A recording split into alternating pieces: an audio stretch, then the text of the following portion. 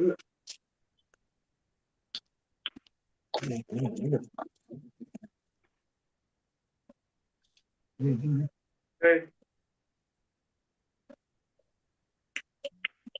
All right, we getting ready to go live. All right, y'all. Live, all the way live. I ain't been on in a month. I just want to.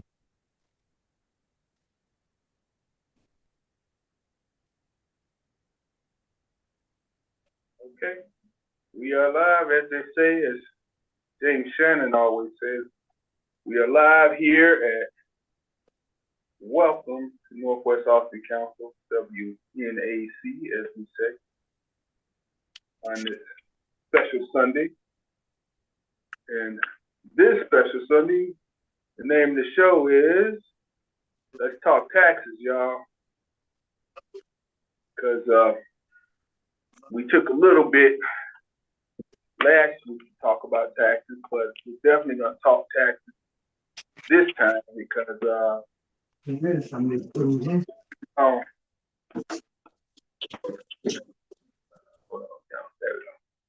yeah, there's a lot going on, and people really don't have an idea what this tax situation is all about, how we plan to handle it, and how it really affects everyone.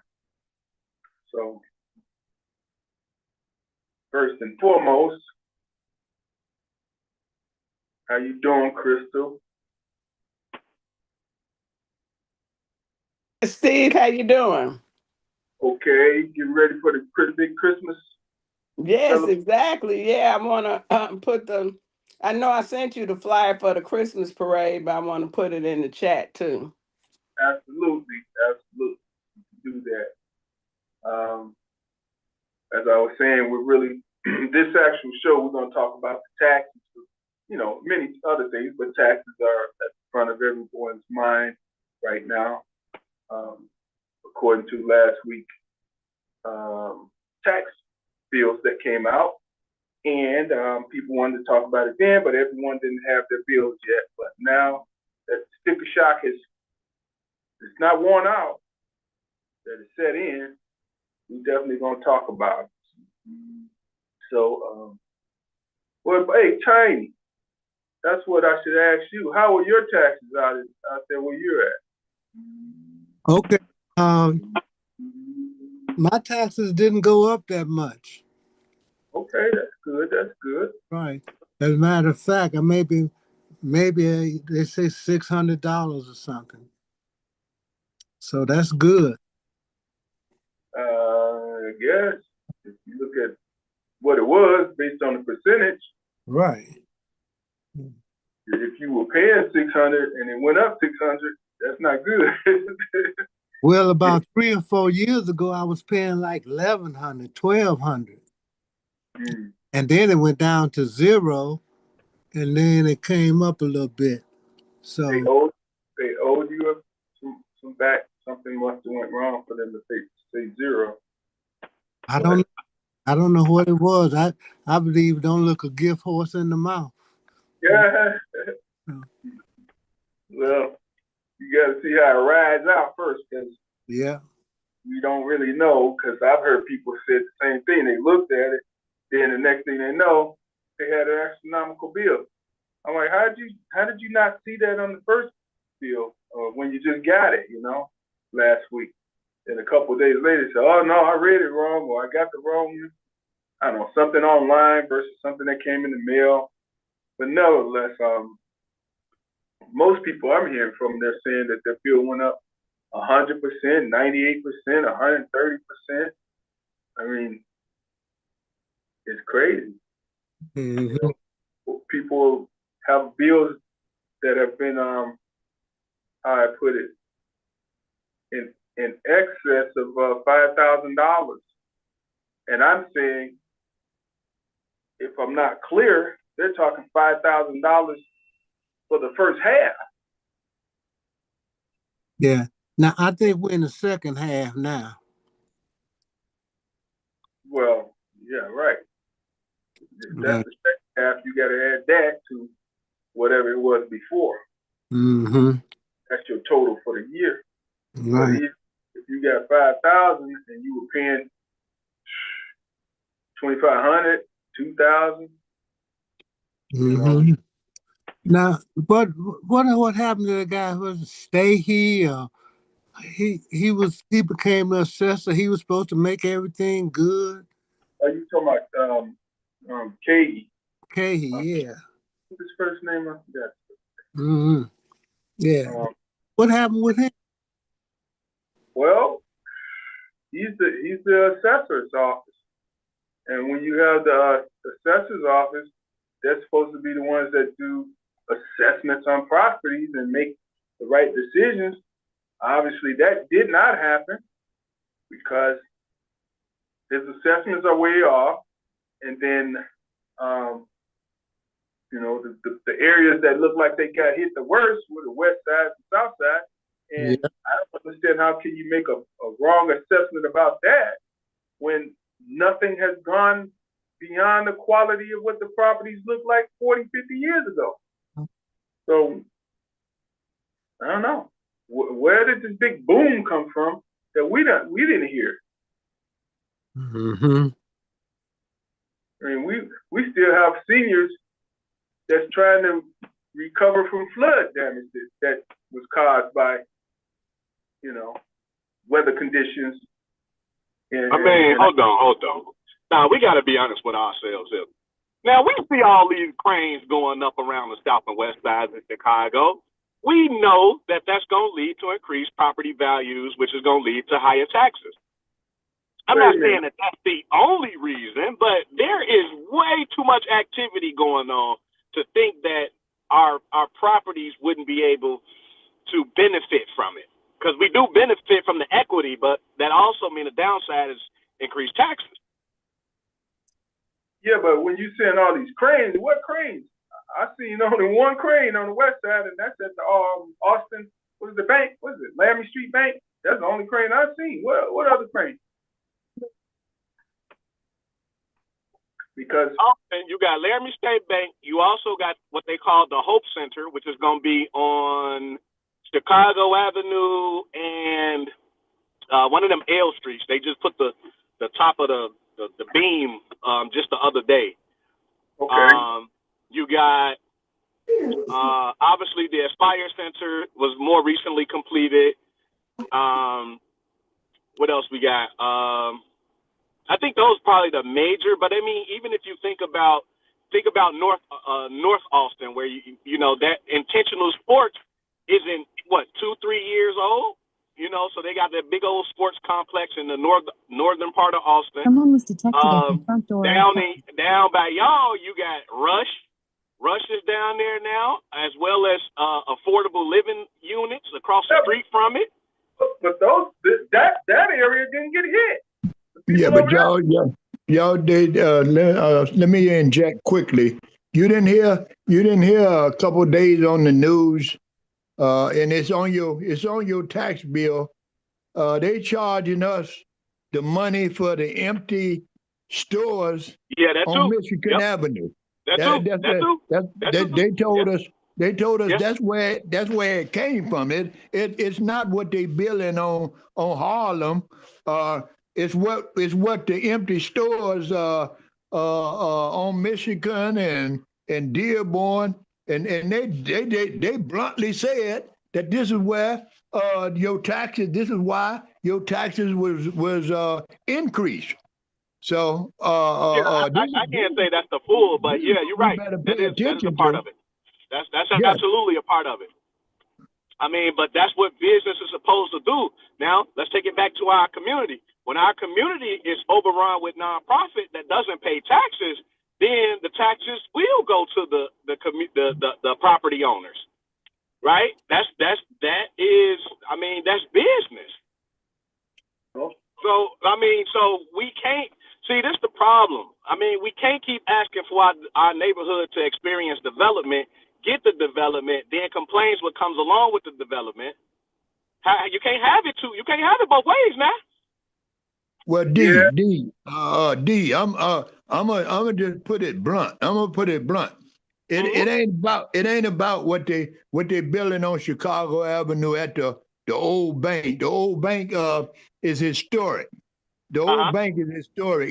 It's bluntly what they said, but they might have not meant to tell us. It's bluntly because of the empty stores on Michigan Avenue. That's the blunt. When we build, it's income coming in. Say no, they bluntly, it's no income coming in them empty stores on Michigan. So this is one reason. Now I'm gonna just drop this. I'm gonna drop this because a lot of people don't know. When I bought this old raggedy house I bought, people helped me and they froze the taxes. They froze everything because of my age. And I don't know why people won't tell people to go this way. Say, so my taxes can't go up and they can't go down, and because they froze and they froze them from the time that I bought this old raggedy house. Okay, but I understand there's problems going on with people that have frozen taxes. It's something that someone mentioned. They said their taxes was frozen, but still something. I don't know. Maybe we'll get them on to talk about. Mr. Glover wanted to say something. Go ahead, Mr. Glover. First of all, I'd like to respond to the gentleman that said his taxes are frozen. That's true, sir. But if your income is over $60,000 a year, you cannot get a freeze. Did y'all hear that? Okay. That's true. If income is over $60,000 a year, you cannot get a tax freeze. Okay. Okay, that's what it was. Okay. Right. My income froze not because of no $60,000, but the age. Sir. What I'm trying to say to you, if your income is above $60,000 a year, you can be 90 years old and you can't get you cannot get a tax freeze. That's true. Okay. Another thing I would like to say, here's this froze. But believe me, if your income is above $60,000 a year, you cannot get a tax freeze. Okay. That's established. But the reality is back to what. But I like this on something else here. They were saying that we have to pay higher taxes because of empty office buildings on LaSalle Street and Clark Street.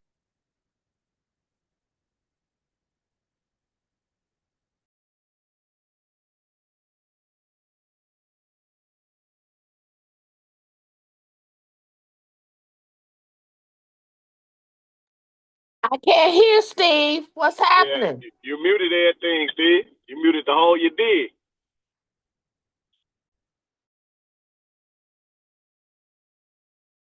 That for them. Where's that going? They're saying that because LaSalle is empty, Clark Street is empty. But what about all the new construction that's still being built? Okay, west of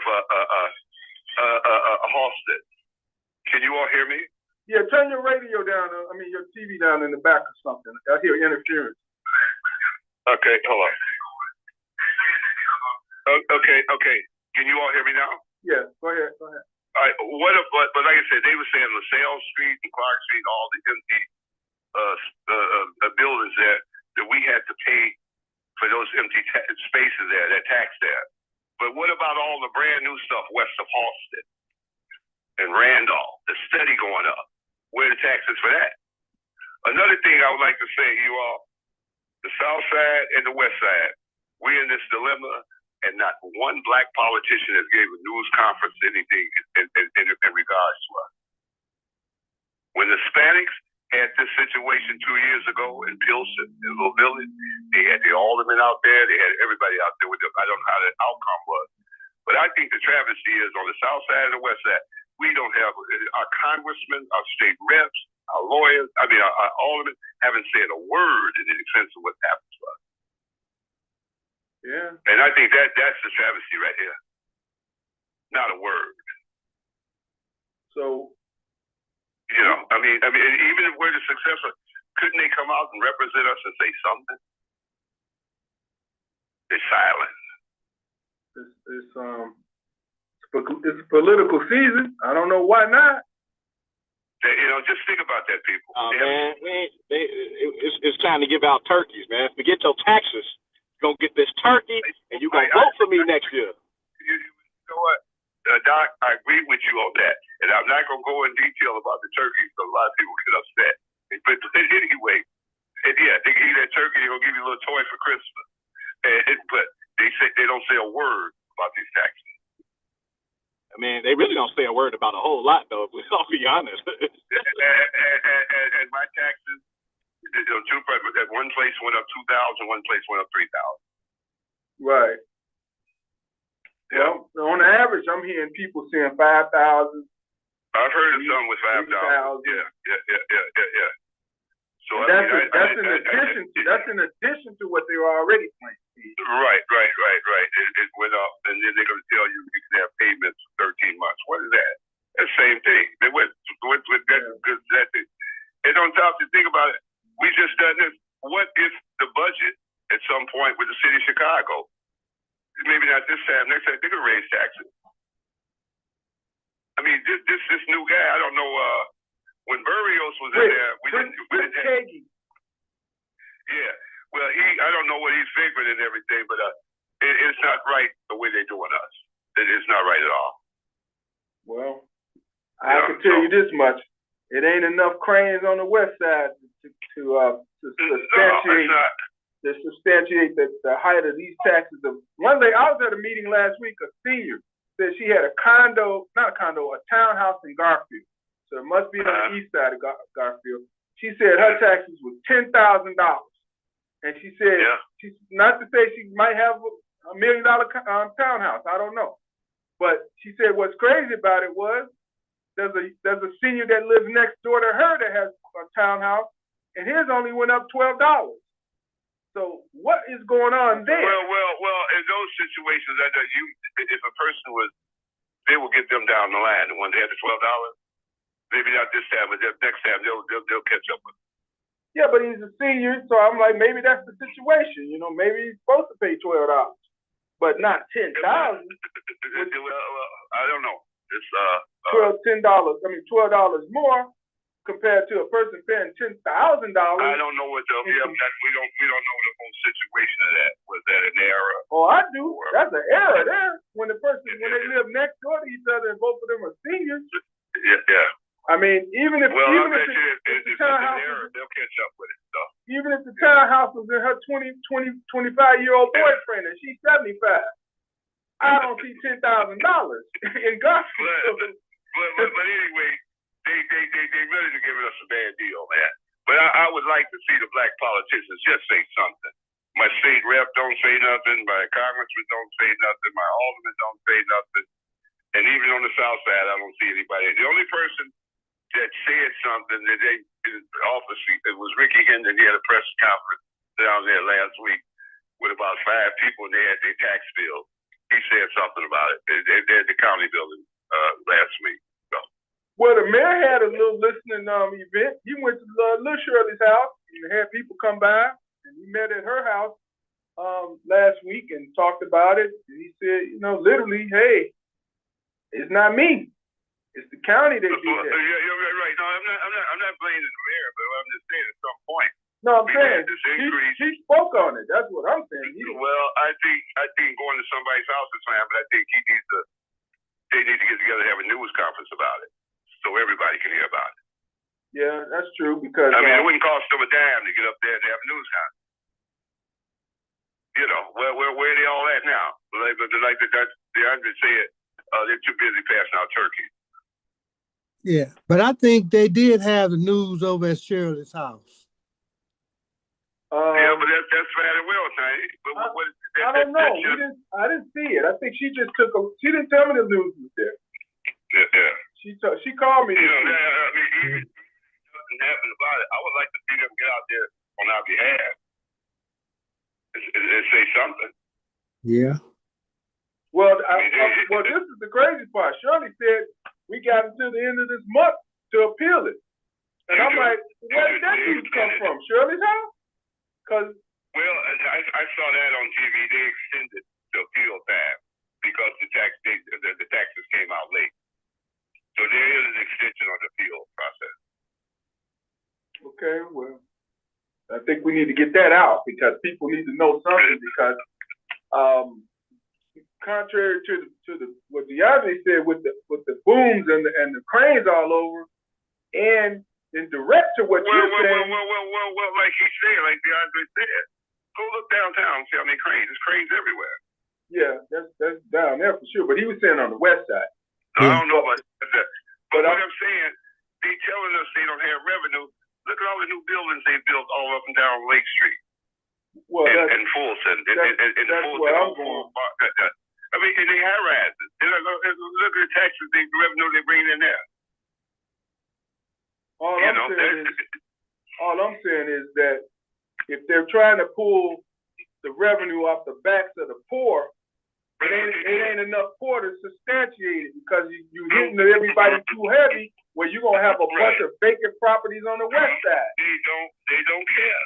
Well, they care about downtown. Well, I'm going to tell you something else is going to happen. Look around the United Center when the Ryan stores, and this is all their money, supposedly. No government money. How they get you even put in a brand new L stop.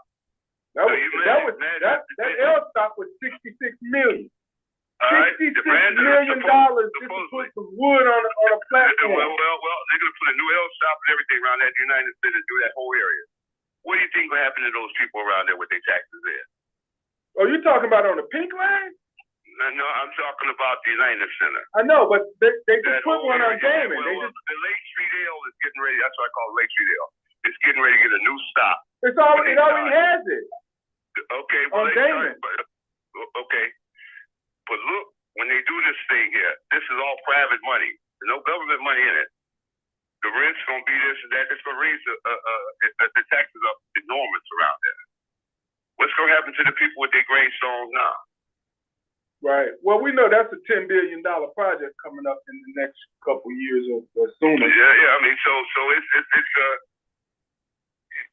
something that needs to be addressed because it can't keep happening like this to us. Well, it's happening. We just didn't expect it to come all the way back to the border. Well, I'm able to survive this one. But what if this comes another year from now? 2 years from now. Well, I mean, it's something they're silent about it, but it's something that needs to be addressed. Oh, it's got to be addressed. I'm telling you, people are not going to be able to deal with the $5,000. See, this is the thing that most don't understand. Taxes are due again in January. Yep. And the mayor said he's not going to raise taxes, which okay, we can go with that. But that doesn't mean that. Look at what. Well, look at his budget, though. Look at his budget. I mean, he ain't able to pass it like it is. I ain't gonna say he's gonna raise them this time, but at some point he's gonna do the same. If he weren't there, whoever the next one is, at some point they're gonna raise the taxes on the city again. At some point in the future, I don't think it'll be too far off. We'll see. Well, but my point, and I'll leave it like this. I would like to see some of our black politicians come out and say something. Well, I'd like to see it also because, people need clarity, It's just, they've given us none so far. They've given us none. Well, go ahead. Yeah, I don't like to beat the dead horse, but when you can beat a dead horse, you beat him. And I tell my people, all skin folk ain't kinfolk. And only because you help someone that has a wide nose, nappy hair, and grew up in the same conditions that you did, you got to understand that absolute power corrupts. And so, when these guys get in power after, you guys, whoever, um, campaigns and help these guys get in, it's bigger than the people that helped them get in. Now it's like, hey, it's almost like when a company has shareholders, you know, and you want to make your product make the most money so you can make the shareholders happy. So these people that's backing these politicians, they got to make them happy. Y'all was just cannon fodder to get them up here. So these black politicians, they don't care. They got the job, they got the money, and they got the power, and they don't really get an answer to saying the people that got them in. So they're not gonna do nothing for you. Stop voting Democrat. Stop voting. Let, Period. Really, I ain't let me saying ask, vote Republican either, though. I'm not saying that. I'm not saying they any better. Go ahead, Steve. Though. my question is, so who is the good guy? Who is the person that we're supposed to go to? I feel like the person you go to is your neighbor. Like, kind of like what Barry talk about with actually with Peacebrook, if Oh, everybody get I mean, hey, I always tell Barry I like Peacebrook. I do like it. It's a good idea. You feel me? We just need a little money element to it. That's all.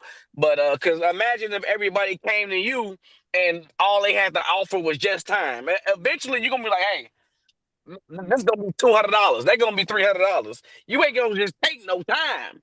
But you know, yeah. I mean, and it's hard to hold these politicians accountable because when they get in power, they are the law. They are power. So it's like, and black people just got to start withholding their vote. yeah, but we had to vote as a block. And how do you vote as a block when half the time you can't even get people to come out the house on the block? Well, you can't worry about them. You only get worry about the one. I think Dr. Dre told me this, like, don't try to he said something about, I forgot how he said it, but something about don't try to change somebody's political view. This is what they think. Ain't no he said I don't even try to argue with people. Back when he was campaigning, I don't even argue or debate with people on boom boom, but you can show them the truth. They still ain't gonna believe you. You just gotta let them people just beat him. Yeah, that's true. But some people can be persuaded, believe it or not. Well, yeah. I'm just going by by Chantel. I know she was out campaigning, and she ran into some Republican people out in Riverside, and they were like, "Well, I don't know how you kept coming to me. I'm Republican now, or whatever." And they ended up saying, "Okay, we like what you're saying," And position. So, hey, people, if you talk to them properly and come with the right approach, I'm sure most people will give you a chance. But well, hey. well, one thing I can say about Democrats over Republicans, that's why Democrats always win because they actually do for they people though. You know what I'm saying? Not all the time and not as frequent as it is, but a Republican, a Democrat, man, they put in a law. Hey, we need this for schools, or we need this, boom, boom, and they actually get it done. You know what I'm saying? So, but I mean, it's just far and few between. I feel like with Brandon Johnson, I don't know how it is to be a mayor, but I just feel like it's more you could do.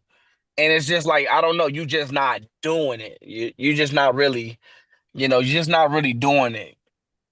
You know what? It's just like this show here. Everybody has a lot of different ideas. Everybody comes with a perspective. It's just how do you put all of those ingredients together and put it in the dough to make the right cake, so that everybody gets a slice, so that everybody likes what it tastes like, and then you know what? There's some crumbs. And even with the crumbs, we got some for the rats. You know what I'm saying? Mm-hmm.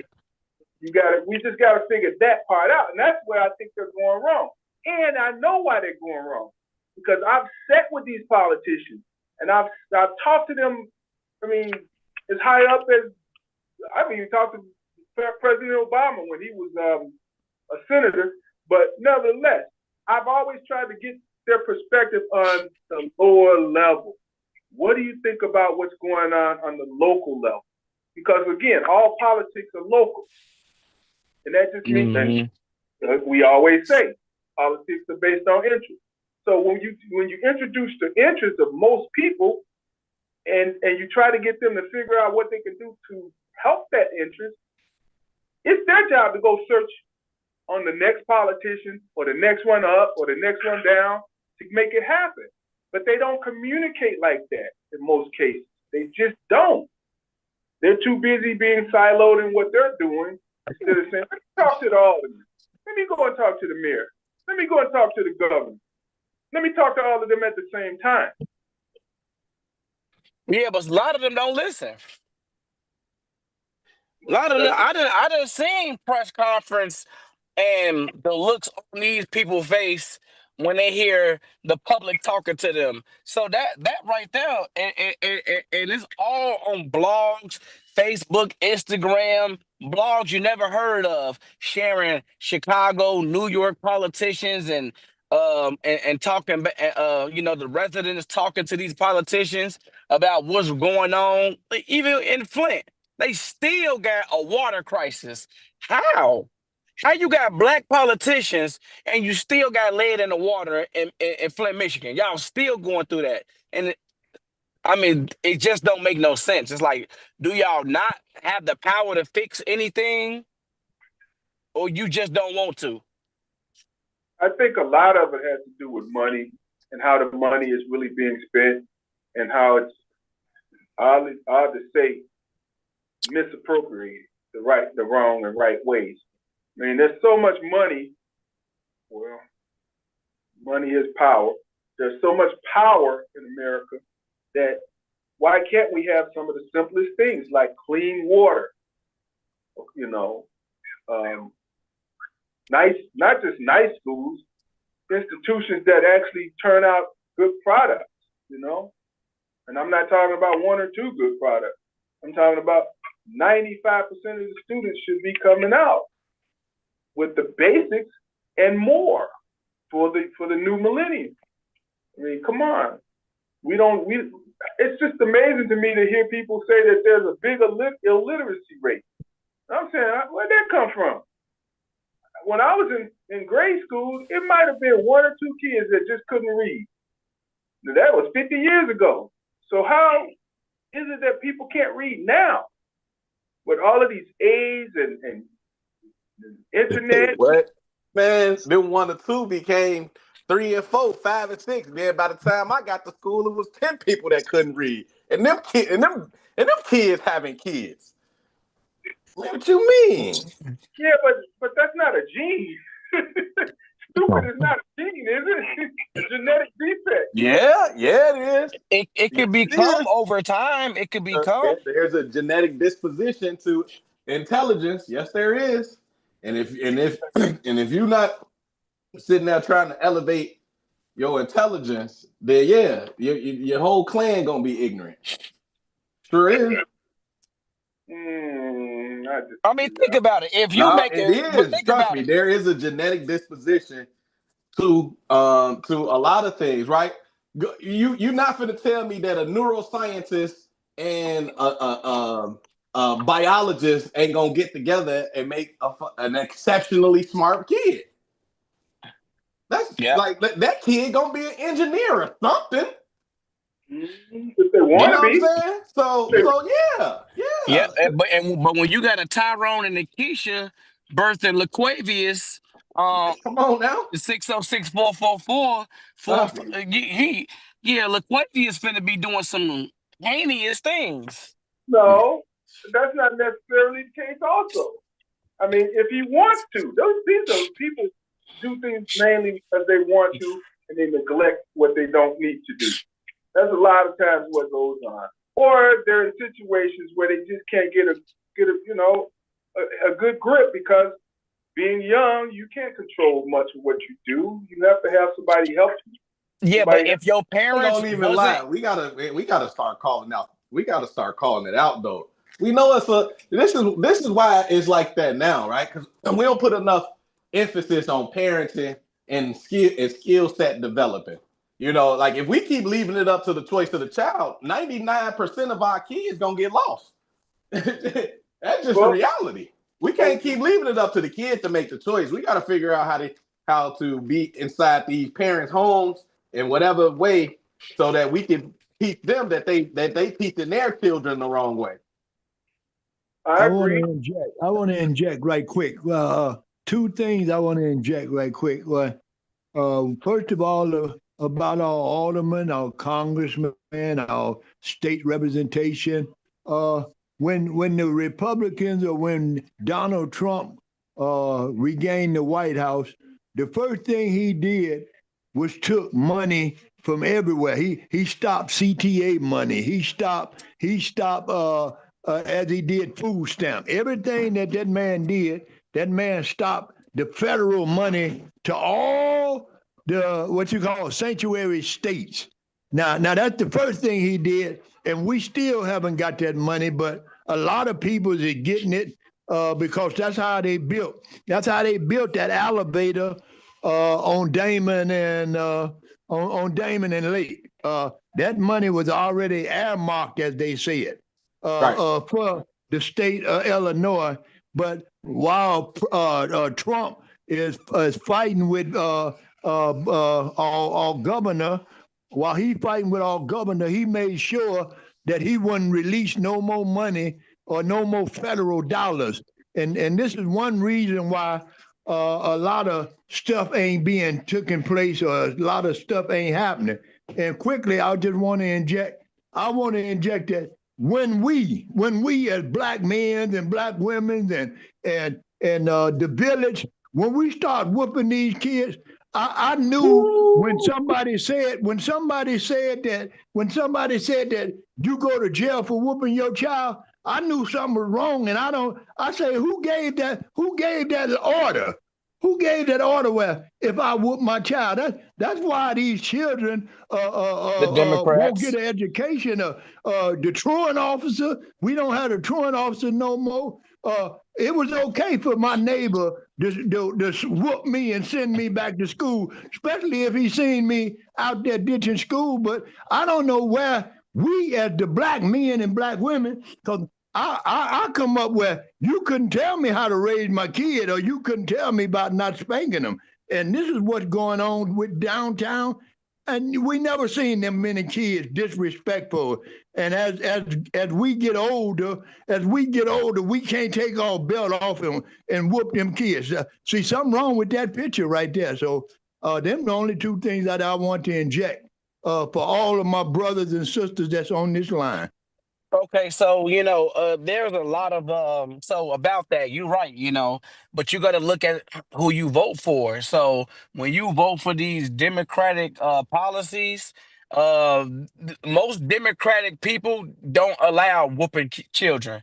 When you follow the Democrat, you follow the white liberals, and a white liberal and a black liberal are two different people. So yeah, you might come from the school of I'm gonna whoop some ass, you know what I'm saying? And I also believe in, federal funding and all. Wait, hold on. You went for a little long time now. So but the people you vote for and the white liberals, they don't agree with you hitting on them kids. And, no. and yes, it is. I don't know where that comes from. That's what I'm saying. They don't agree with you beating on them kids, how you confessed online about you beating children. And so no, I don't know no Democrat. I don't know no Democrat. Yeah, you don't know no white Democrats. I was 8 years old. I was 8 years old when the Democrats used to bring my mama $5 to vote. He didn't have nothing to do with my mama spanking little Paul. He do now. He do now. See, no. That come from spoiled white folks. Spoiled white folks. That's why when they kids, yeah, you're right. I agree with you. I agree. The white man kids always been drug addicts, and they supported their habit. See, I don't know about all that. Walgreens, Mr. Walgreens. I don't know if you. Well, what he's going to say is the Walgreens here, she OD'd on the west in Austin about 10 years ago, 10, 15 years ago. And unfortunately, it was, and ironically, a drug addict OD'd on drugs in Austin on the street level. So that's true. But back to the taxes, y'all. I guess everybody's that's a mix. I didn't think it was a mixed bag of situations. I thought everybody was feeling it, but I know the people in Lawndale super feeling it. I know many in Austin are feeling it, but I guess just not that many. Someone is detected at your alley west. You know. What you say there, Miss J? Hey, everybody. Hey, Miss J. We talking tax. Hi. Hi. Hey, how you doing on your tax? Mine was okay. Mm-hmm. It didn't go up. It's just stable. Okay. Uh-huh. Right. No, that's good to know. I was just wondering how they coming up with this. So your girlfriend Shirley called me last week to tell me the mayor came to the house and had a meeting about the taxes, which I think okay. you know, and you know, he kind of stated that it wasn't any of his doing because of Fritz Katie's office, the tax assessor's office, which is the county, and many of these properties are over assessed, so to say. Many people are talking about anywhere from $3,000 to $5,000 more in property taxes, and they don't know where that money's gonna come from unless they raise, especially if they have rental property. They're gonna have to raise the rent. You raise the rent, people ain't gonna be able to stay. The court's gonna get jammed up. There's gonna be a lot of jammed up courts, guaranteed. Well, yeah, I did hear that on WVON today. Mr. Borkins, a lady came on and was talking about her taxes went up and it's like $3,000 and they got to go up on the rent and all of this. And he's saying something about get with the Pratt Whitaker and the governor and see how these people can pay this, give them an extension on paying the rent on December the 15th. And they, would go to court and try to figure out how these people can pay this rent. I mean, it's taxes. Right. Well, so they was talking about it on WVON today. So. No, I think it's a very, it's one of those dilemmas because if you didn't get hit with a large tax increase, I don't want to tell you, don't feel like you ain't. Because once the minute they find out they can get away with it, it's gonna start spreading to everybody else because we need a little more. We need a little more because what Mr. Goins was saying about downtown, downtown is the area where they're trying to cover. Now, will they ever recover downtown? Most definitely. Who wouldn't want to be down there?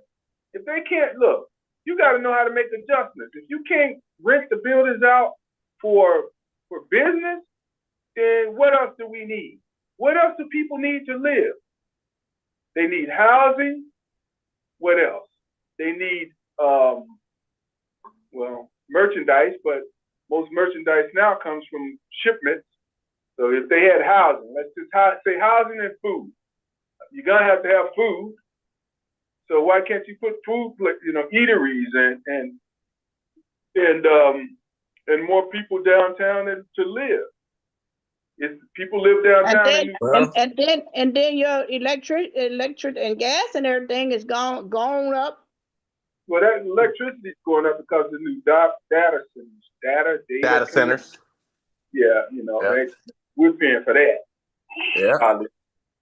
But downtown though, I mean, it's a difficult sell because, now this is where the mayor comes into play, right? So with his budget, he's trying to pass the corporate head tax.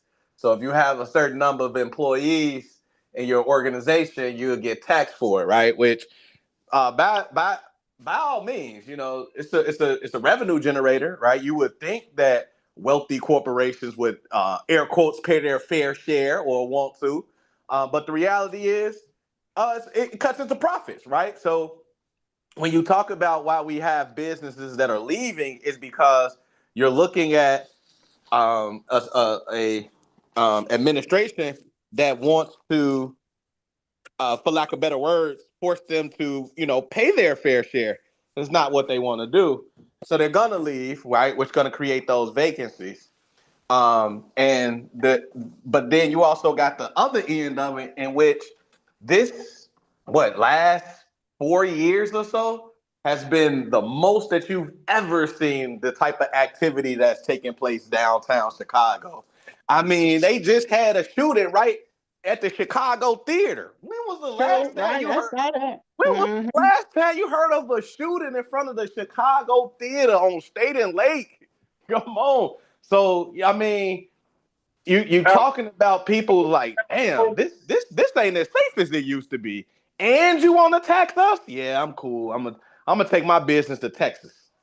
And not only that, it's like, and then people wonder, well, like the gentleman earlier, wonder why Trump is not giving federal funding to sanctuary cities and Democratic, ran cities, because they Dems are soft on crime, you know what I'm saying? And it's like, and then it's embarrassing. Those are I'm all not black kids. wondering. Oh, I'm not wondering, D. But yeah, so people, oh man, Trump took money away from us. Oh, we struggling. He took the money away from us. Yeah, he took it away because you don't know how to control your kids. They all downtown jumping on top of cars, and you think the white man, the great white hope, gonna give you anything? You better, if you act right, he'll give you some money. But if you keep on, you're not gonna get nothing. Hey, let me just. I want to say this. I know that you educated. I know you educated, but Trump is a businessman. Trump is he's not a politician. He's not he's a businessman. And you didn't know, or I don't know if you know, or anybody else know, Trump already said some months ago on national TV that he want his family to invest in all the empty stores downtown. So whatever empty, he figured out if he can get his friend Tesla. He figured out if he can get his friend Tesla. What that got to do with black people, sir? That got a lot to do with black people. What that got to do with black people? Because if the money is not being exchanged in my neighborhood, this is your man. This is your man. Where you the one. Biden didn't give you nothing either. Biden didn't give you nothing. No, D. Obama didn't give you nothing. You just said this man. You just said this man. Obama gave you nothing. Money. You said this man took money from the sanctuary cities because of my children being disobedient. Yeah, they was acting my children being disobedient. All of the children is disobedient. The white kids killing along with black. Them are angels. Like them black kids are angels. No, they not. Those were all black kids downtown. Hundreds and hundreds of black kids from the south side, from the west side of Chicago. And listen, I'm black. I'm pro-black, but I call a spade. On the north side of Chicago, Rogers Park, the worst part of Chicago is the only black area. That is the worst part of Chicago. Nobody even goes over there. A lot of restaurants don't DoorDash in that little bitty area. It's literally like 6 blocks. And it's all black people. The west side of Chicago, people, again, these are bad neighborhoods with bad ass kids. They go downtown and they terrify people. This is the truth. And that's why Trump cut the funding, because Brandon is not hard on these kids because he know that's going to go against his base. He know that's going to go against his base. And they going to frown their nose up at him. This is elementary. Come on now. This embarrassing that it was all black kids downtown. All black kids whooping on that woman in Chicago. And they all black. Show me a video where a whole bunch of white kids is downtown every summer, every year, causing havoc. You're not gonna find it. My thing is, how does that affect our taxes? Because again, like DeAndre said, the cranes are going up, but then we got all this crime downtown because people don't want to move downtown, but we got to deal with the crime in our community and pay high taxes. So where's the sanity? Well, that's why I also said we can't.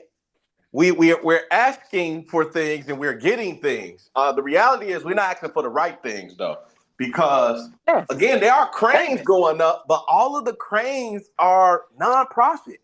They're all nonprofit. If we had a legit thriving business district, which I believe Chicago Avenue, obviously that is where they're steering that towards, and it's starting to have a nice effect on the community in terms of being able to go shop with your people. I think Madison should also be that. Now think about having those 2 points, and probably even Roosevelt as well. You think about having those 3 points fueling actual commerce and economy for our community that will offset the taxes. And I should also say North Avenue. So North Avenue, Chicago Avenue, Madison, and Roosevelt. You had those 4 corridors focused on business development to where we can actually spend money in that area and have our property taxes offset by actual commerce. Then we would actually not feel what we're feeling currently. But all the cranes are going up for nonprofit. That doesn't provide any taxes for the community. So everything is going to continue to be in such a bad shape until we actually do something that benefits the economy of our community. Hey, D, if you don't mind me calling you D. Yeah. All throughout history, the black man survived. The black man survived everything that the white man, Republican or John Crow or Jim Crow, everything that they throwed at a black man, we survived. And we are surviving peoples, and the Republicans and the millionaires and the billionaires, they still can have everything that they got, and they still got to bow down to what the black man say. See, without the black man, you was going off until you got there. Without the black man, Trump ain't gonna be nobody. Trump ain't gonna be nobody. Wait a minute. Trump, did you just say they got to bow down to the black man? Because they have to homage themselves unto the black man. See, I was with you with that. Who invented the railroad? Who invented the railroad? You know what? Who invented the railroad? The white man. Oh, who told you that? The white man. Yeah. Who invented the stop sign? Who invented the white man? The white man. Told you that. Well, look. Now, here's the deal, though, right? I'm with you. I'm with you with where you going with it, because black people did create a lot. And let me tell you what the white created everything. So when we created everything, we created the train track. The train track. When we created the stoplight, they created the traffic ticket. We created the railroad line, they created the ticketing system for us to get on the railroad. Every single time, white people have always commercialized the product that we built out of that. White people always stole. White people always stole. They stole. They stole. So my thing is, when you say they gotta bow down to us, I'm like, nah. That's correct.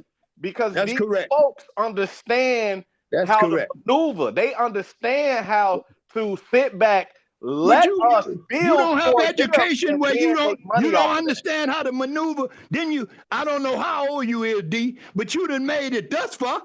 You done made it thus far, and you done made it thus far without a hand, without a what you call without somebody giving you something. We done made it because all taxes went up. That don't bother the black man. That don't bother the black man. It takes us because we think well how we gonna pay this to pay that.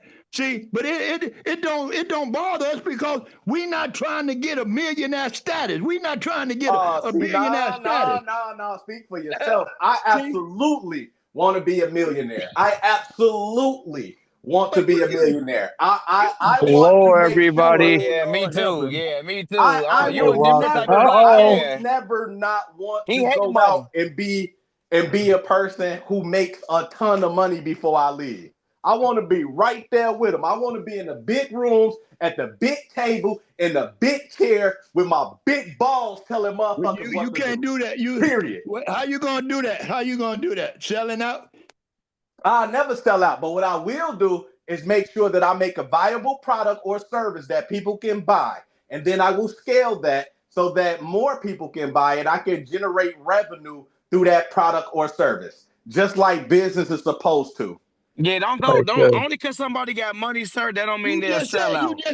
You just said everything the black man made, the white man stole it and made money off of it. So whatever you make. Dr. Carson, look at Dr. Carson. Dr. Carson got his head so far up in them white man ass. That's a shame. Dr. Carson and any other billionaire. Hey, which one? Which white man? Shaq a billionaire from playing ball, but they ain't got their head up in like Carson, like Dr. Carson, and all the few other billionaires. If you the big boss man, they gonna steal whatever you got because you can't win in court. Yeah, you ain't lying up. You ain't lying up, but that's why you got to stay down till you come up. You can't tell all your the big boss man is coming. The thing is, you got to know how to protect your IP, number one, and you got to stay down till you come up. You know that you're gonna be on the radar, but you ain't got to be out there on the radar the way that we move. See, black people want to be sensational about everything. Oh man, let me show you what I'm doing today. Let me rock this latest of everything. No, that's your problem. Stop. These people will stop you before you get started. Talk to Tyler Perry and Oprah. Talk to them too. Them just two people. Them people work hard for their money. Yeah, I'm real. Them folks ain't finna come talk to me and give me no game. They billionaires. Not until I make $1 million. I ain't gonna be able to talk to them people till I make $1 million. They ain't got nothing for me. They billionaires and they ain't bowing down. They ain't bowing down to I'm gonna just say period. They ain't not bowing down to no Republican or nothing else. But they billionaires. Tyler Perry tell him kiss his ass, along with Oprah and everybody else that's a billionaire. See, so a white man always gonna be a white man. Whatever you get, he gonna always try to make you beneath him. I don't care. Right, act Dr. Carson with his sorry self. Oh wow! Man. How are you, Clubber? Clubber. Who is Clubber? Steve. Can I ask this question about the big boss man is here? Go ahead, Ms. Jacobs. What are you saying? Okay. About kids out of school when it's school hours. I had a situation about 2 weeks ago. A young man. In fact, you said you saw it, but I just want to tell it to the people that's online. This young man was walking the street and he walked to me and asked me for $1. And I asked him, how old was he? He said he was 14.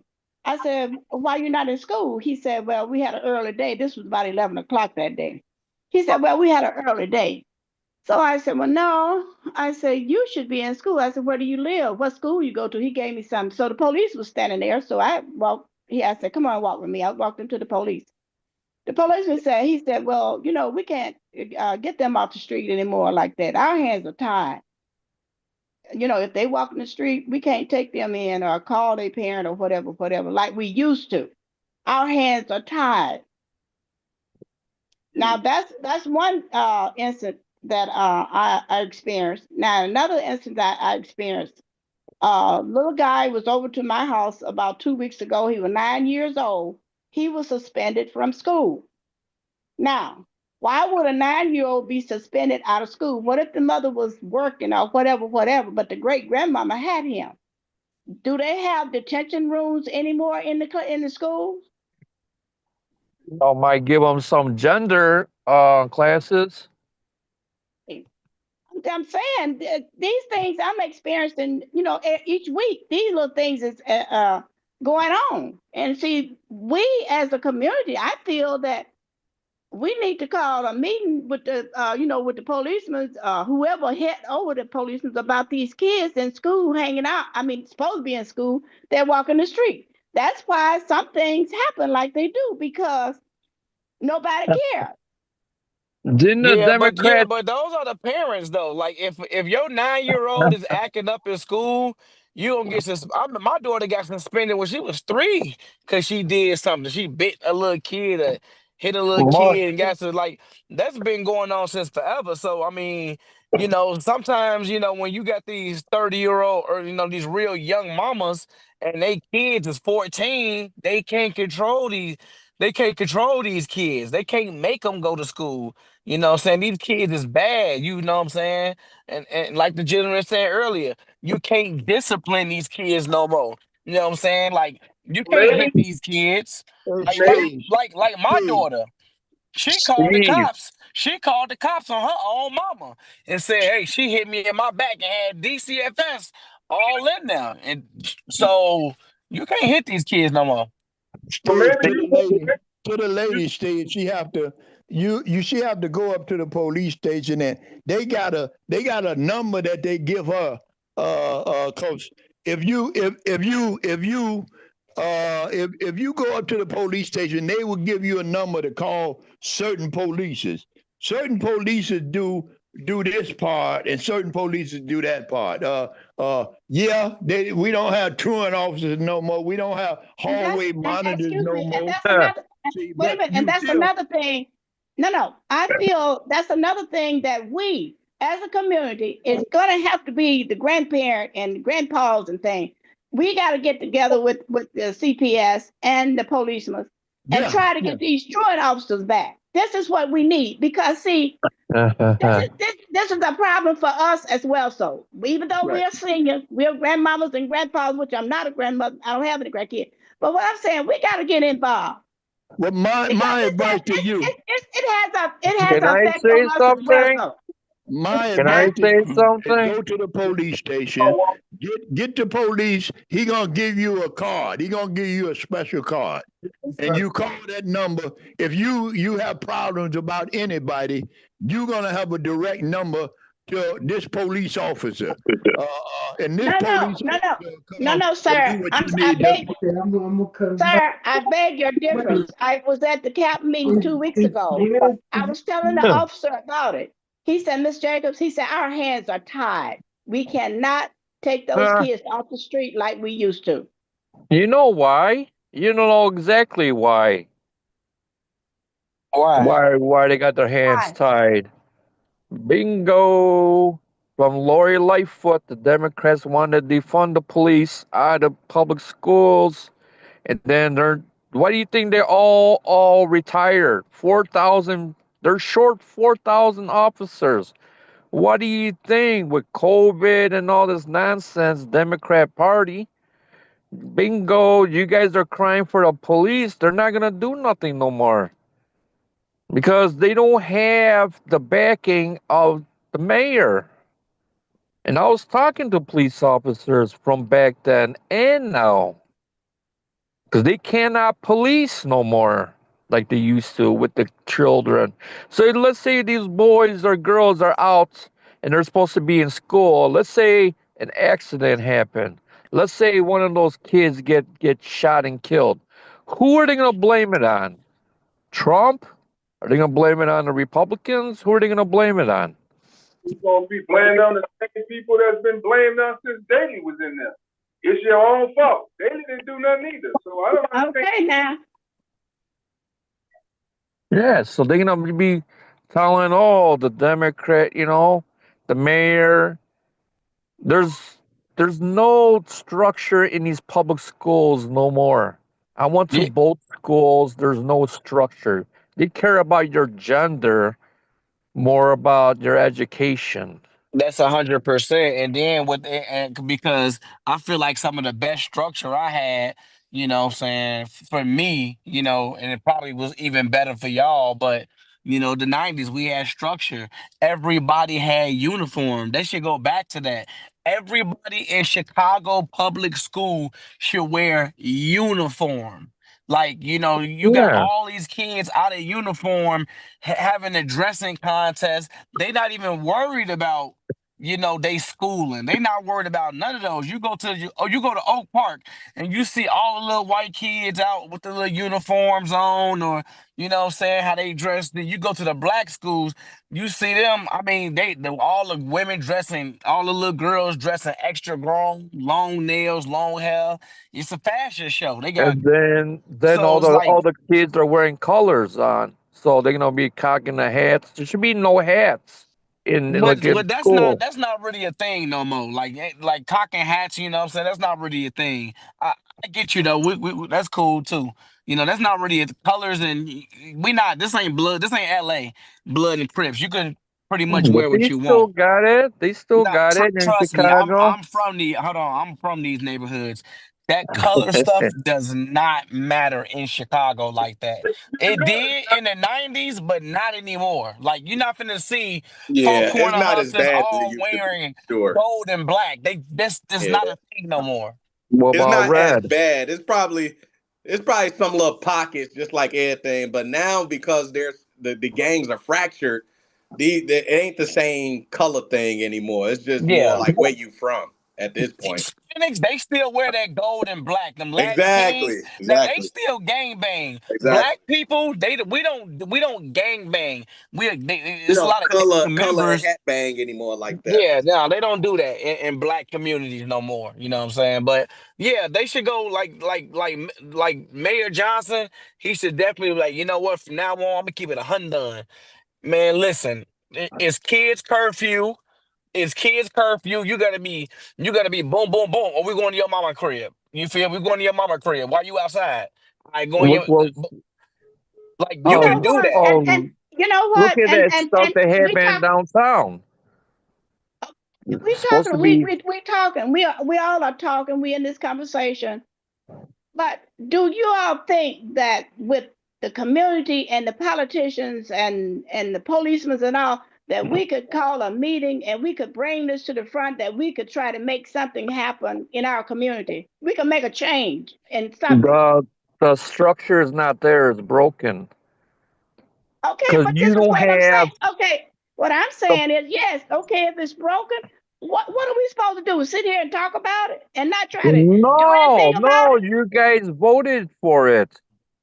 You guys voted Democrat, and they're not for the people no more. They're against the That's people, just the the gist of it. policing. Look, let me tell you something. We could have voted for the Doliak.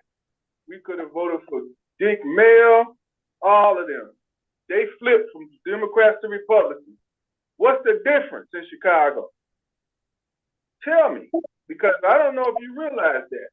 You can't really say that in Chicago. It's Republicans.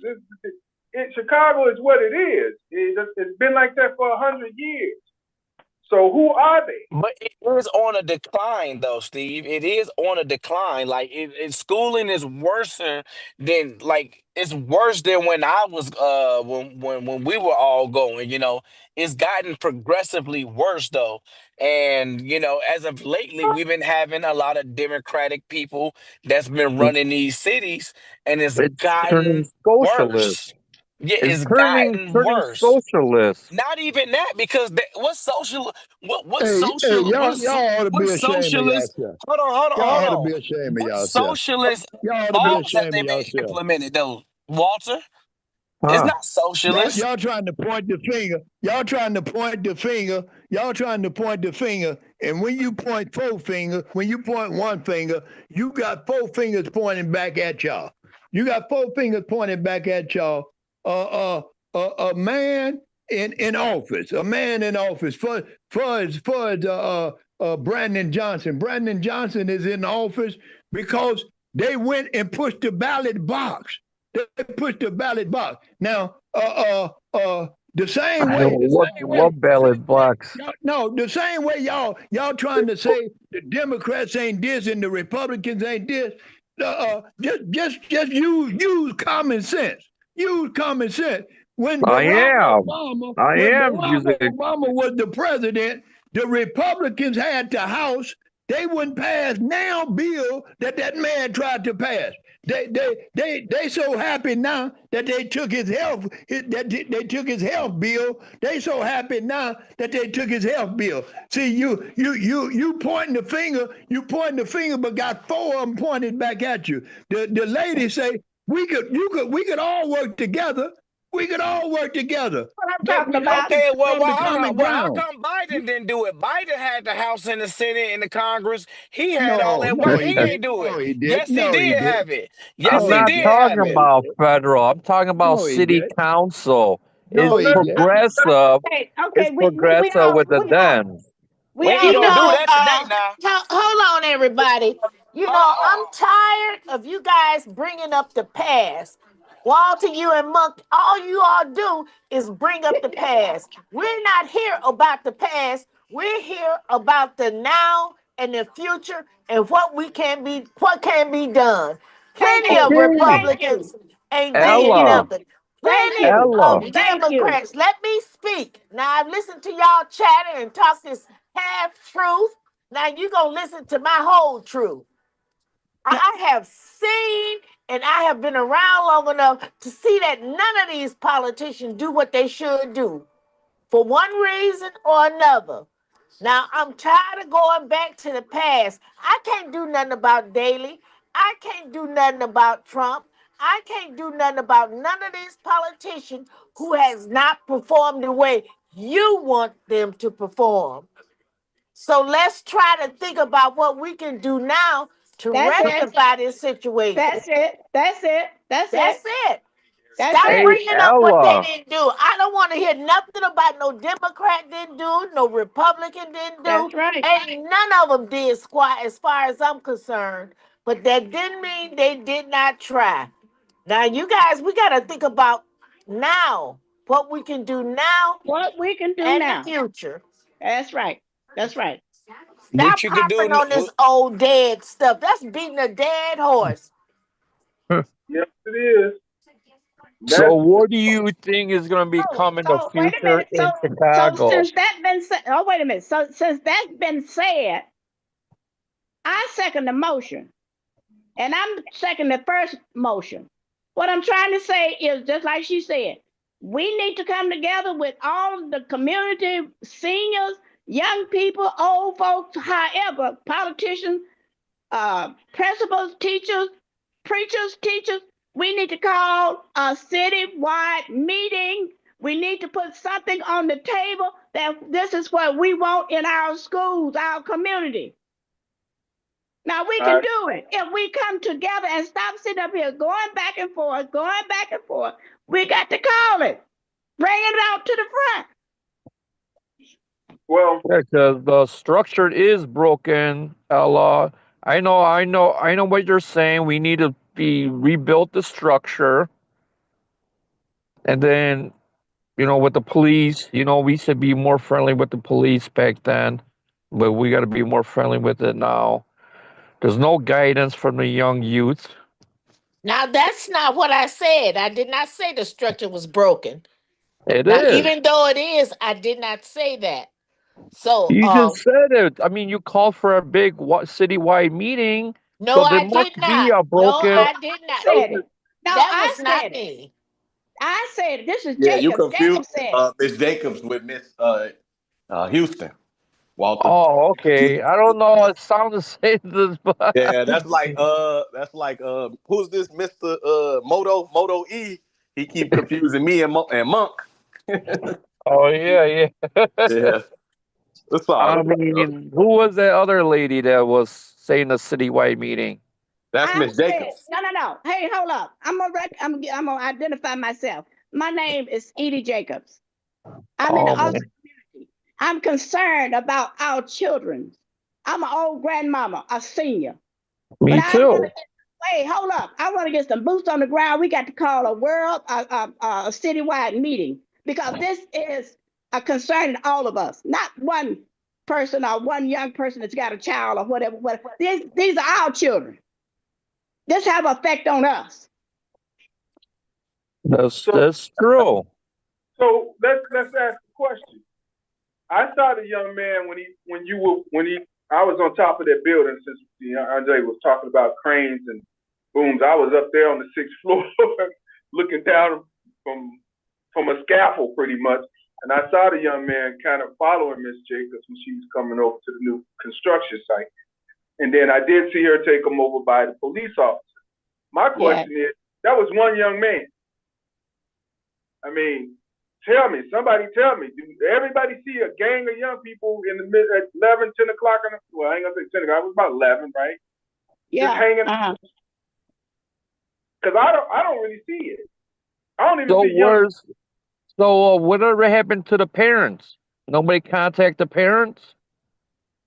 I don't know. I left him with the policeman. I told the policeman this little boy was out of school. And I was running late to get to Steve them when they were doing the tour. And when I came back out, I asked him, I said, did you take care of him? He said, yes. So that week I went to the CAP meeting and I was telling the officer there. And he said, well, Miss Jacobs, he said, there's nothing we can do. Our hands are tied. The same thing the police had told me when I take a little boy to him. He said, there's nothing we can do. So my question is it like marauding gangs or just young people? And I'm saying young, I'm like between the ages of 5 and 13 or 14, just roaming the streets at 11 o'clock during the day. I just don't see it. I mean, maybe somebody else has seen it. Tell me, y'all. Yeah, I don't know. That's not a common thing, to see a little kid like that outside of school hours, but But I'm saying, do we see a lot of that? Or was that just something that, Ms. Jacobs, are you seeing a lot of that? Or was that just your first encounter? Or was that one of many? This was my first encounter. Maybe just where I was, it just so happened to be just one person. But I'm just saying, this one person, maybe on the next block, it might be 2 or 3 people. But it all has an effect on us, if it's 1, 2, or 3. No, well, it's true. We go out and say, hey, we need a citywide meeting because of the one kid that you seen, and maybe it's some on the other block. We need to be clear. Because right now, if we're talking about kids, I think the issue is these kids getting shot, 8 of them downtown. They recovered 5 to 6 guns, and this was on a Saturday. So that's an issue. Steve, they use Facebook to do these teenager takeovers. So how come nobody's watching that and say, okay, because they use social media doing this crazy stuff now. Car racing, they use it for teen takeovers. Because you got to orchestrate something that big. They probably have these little groups, all these Facebook pages, and they're using it. There's no intel on this. But let's be clear when you say they means all the kids in Chicago. It's white kids, Polish kids. Yes. The ones that were downtown, the majority of them was Hispanic kids. And maybe I don't know that when all this went down. The Polish kids are using these BMWs. They swoop them up. They're going on their lower Wecker Drive, car racing. I already know what's going on. They're having all these groups everywhere. They hang out. I'm just saying. Because you saying kids now. You tell me 14-year-olds are driving BMW? No. I'm older, okay. Around 16 and up. They're driving BMWs. They're souping them up. your car racing, burning Now, rubber. now that's true. I see that every day. I mean, I'm not gonna sugarcoat nothing. But again, Every day. Everybody's doing it. we're trying to relate to the tax. Well, we got off track a little when not DeAndre did, but he said, no one's gonna go downtown to live, and I'm like, we gotta figure out how the poor is supposed to carry the burden for all of the city. I mean, we're gonna carry the burden. We've been carrying it since the beginning of time, but we ain't getting much for it in our communities.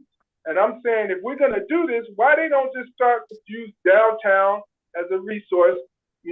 Food, places to eat, places to live, places to entertain, places to whatever. Since they can't do it for anything else. But DeAndre said nobody wants to go down there when you got marauding groups of kids just shooting up people and everything. So yeah, look at all the places that left in Michigan Avenue because of all of the snatch and grabs. You know what I'm saying? I know they had a discussion about using the empty space to actually house immigrants. So if that is still on the table, yeah, why not that? Shit, getting them everything else. They had jobs. They can pay them bills down there. You know what my buddy said? He works for commercial real estate. 30% is vacancies in those commercial buildings. Right. A lot of them are broke. Yeah. They're gonna go bankrupt, all those buildings. And it's because of one race of people. And then because COVID hit, they say it's cheaper to just to have them in the office at home than actually paying commercial real estate. There's about $25 each square foot downtown. I don't know what it is. Used to be cheaper. So it's like a snowball effect from COVID down, because they're not using the commercial real estate no more. So the prices downtown, those big buildings, the costs a lot to run those buildings, to run them. But they make a lot. So what's your point? What's my point is? Corporations, there's more than one corporation, man. Some other corporations will come back in. It's always been like that. Not all. A lot of them left. Okay, so there's more that may want those spaces. Crystal had her hand up. Go ahead, Crystal. Hey there. Okay, I was talking to my niece today, about this regarding the shooting downtown. Now, I just saw her posting. She was at the Christmas tree lighting that evening. And so anyway, we were, I called her today about something else. And then she says, I said, yeah. Hey, were you downtown when that shooting happened? She said, yeah, I was right there. I said, like, right there where? She said, I was standing right there on Staten Lake when they started shooting. And I said, really? She said, yeah. She said, you know what, Auntie? They weren't even paying me no attention. They just running and chasing each other and shooting each other.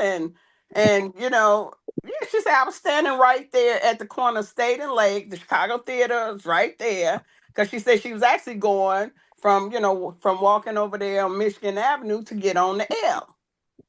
And, and then right when she got, before she could walk up the steps, that's when all the commotion broke out.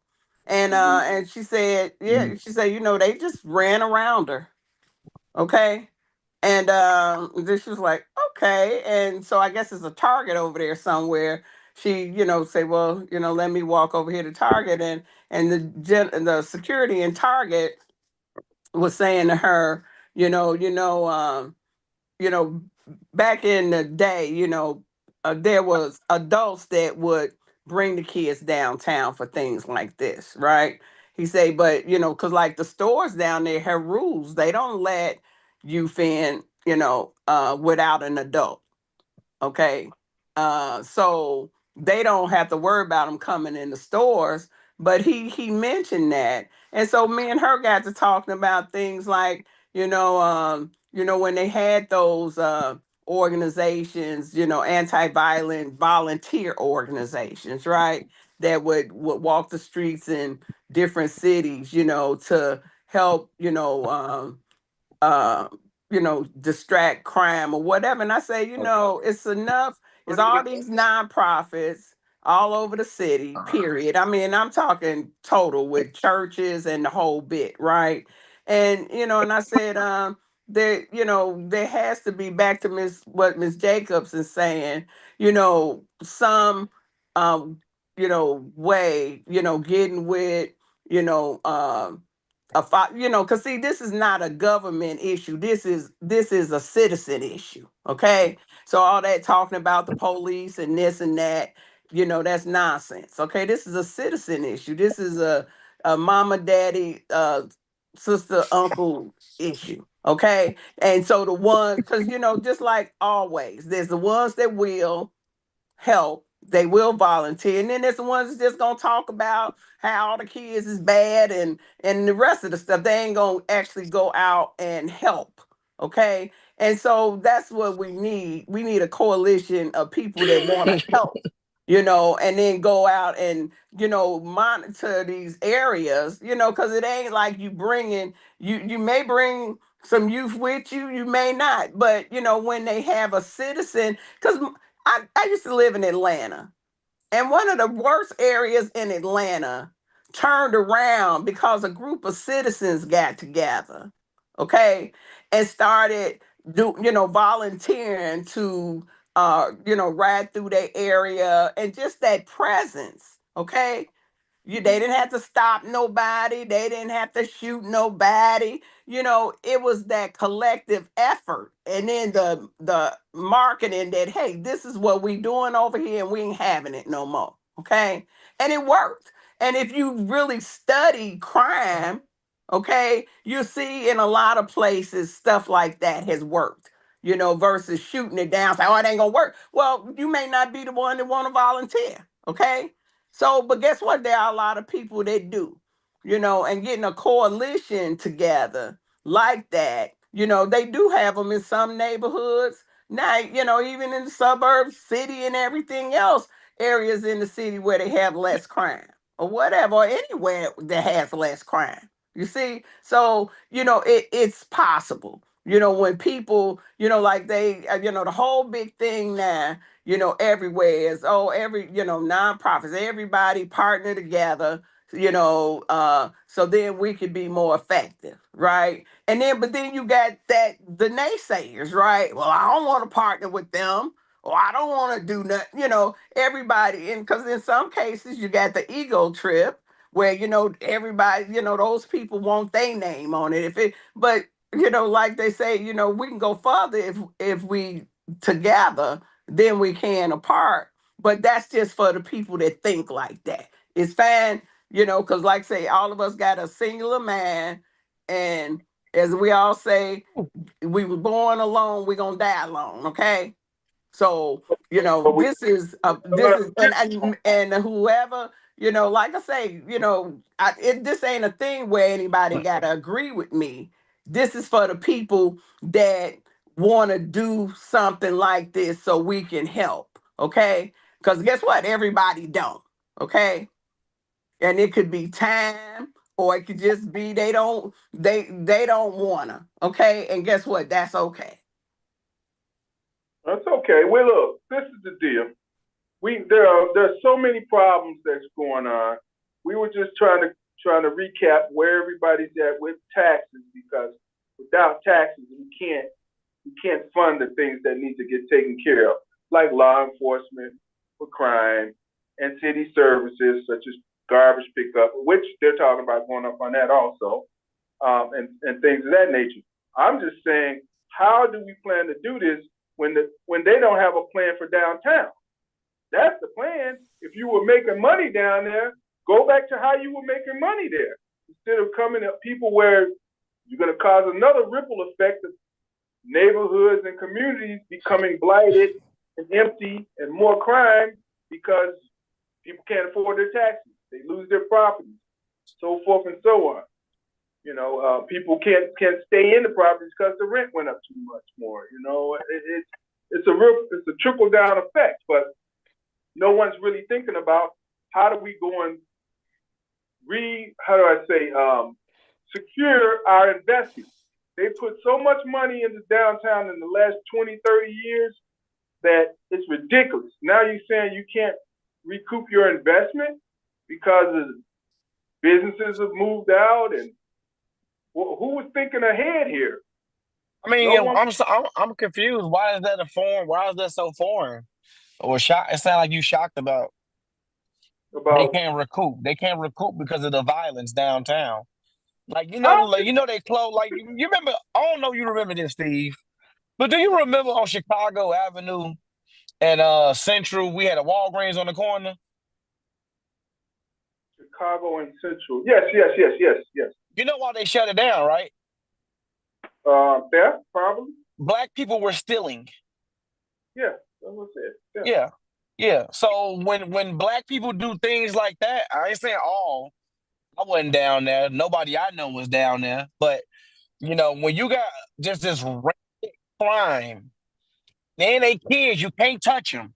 One of these little kids do something, you put your hands on them, you going to jail because you done hit a minor, and the cops can't do nothing because they minors. So it's like, what could you do? The parents can't whoop them because they're gonna, the laws now. You can't whoop your kids, so it's like there's nothing you could do, huh? Because there's a Walgreens on Laramie and Madison, it's still there. There's a Walgreens on Central and North Avenue, it's still there. There's a Walgreens on Cicero and North Avenue, it's still there. I understand that, but that one right there for those local people, Walgreens, now they gotta go Laramie all and the Madison way might back. well not even be there. Come on, man. Tell it, man. Come on. Yeah, Laramie and Madison might as well not even be there for real. Walgreens are like losing money. They're gonna be closing. That's why we don't have nothing in our community. It's rampant with crime. Black people, black politicians, white liberal politics, they ain't gonna never, ever in life do anything for inner city schools as long as the majority, there's a big group of blacks committing crimes. Nothing will never be done. Just forget about it. That's a liberal thing. Okay, now do you think it's only the black people that steal from Walgreens?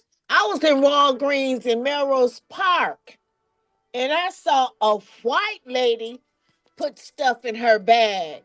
Nobody saw it but me. But you don't know how you know she was stealing. So it ain't only black people. How you know she was stealing? It's the idea that when it's a black person doing a crime, it's televised all over the news everywhere. It should be. And it's just like with the food stamps. Everybody I see on TV who gets SNAP benefits are black. I have not seen one white person who they interview who gets SNAP. No. See, I think the media and the news station are helping with this racial discrimination because they're not telling the whole truth. They are 100%,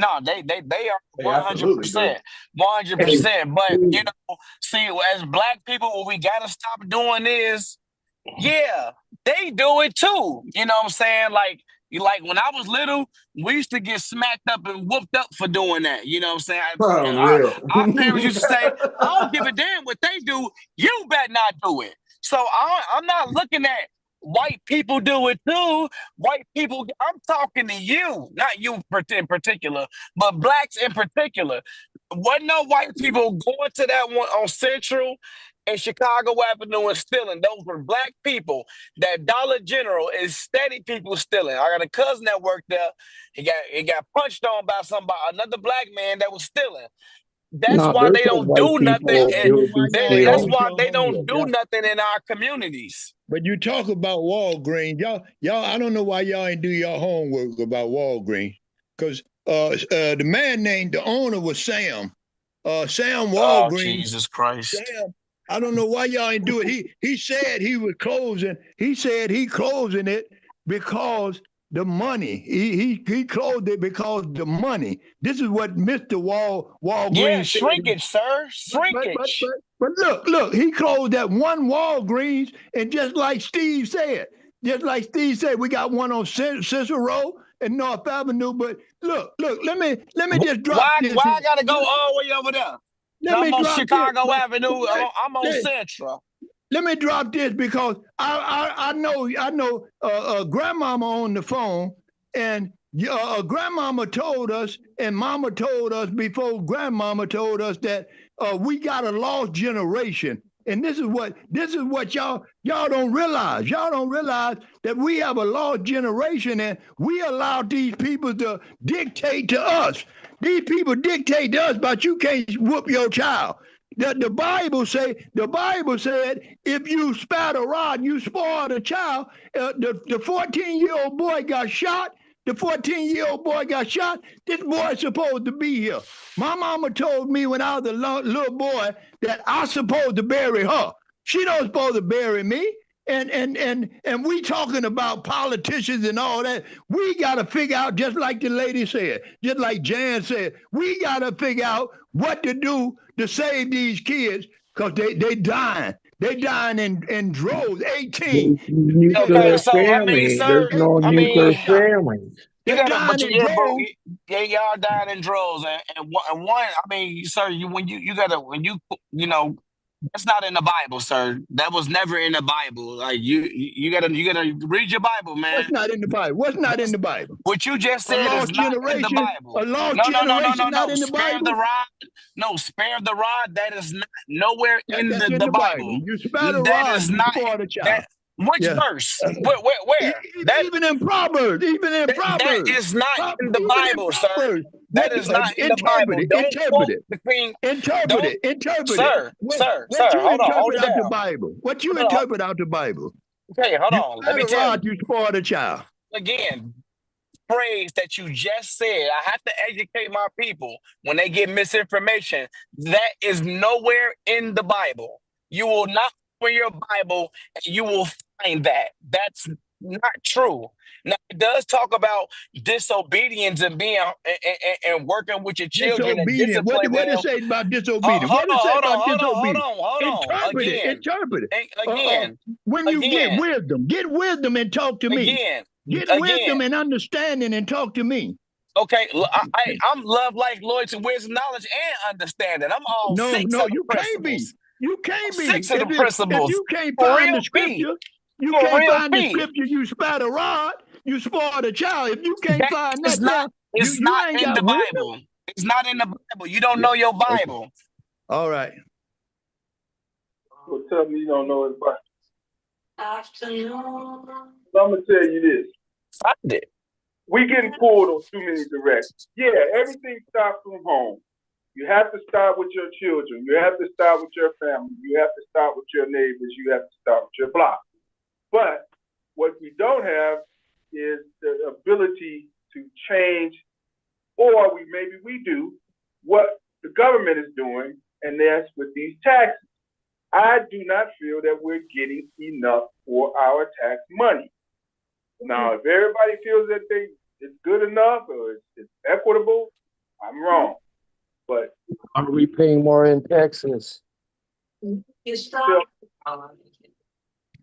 Huh, Steve? What happened? There's no business districts.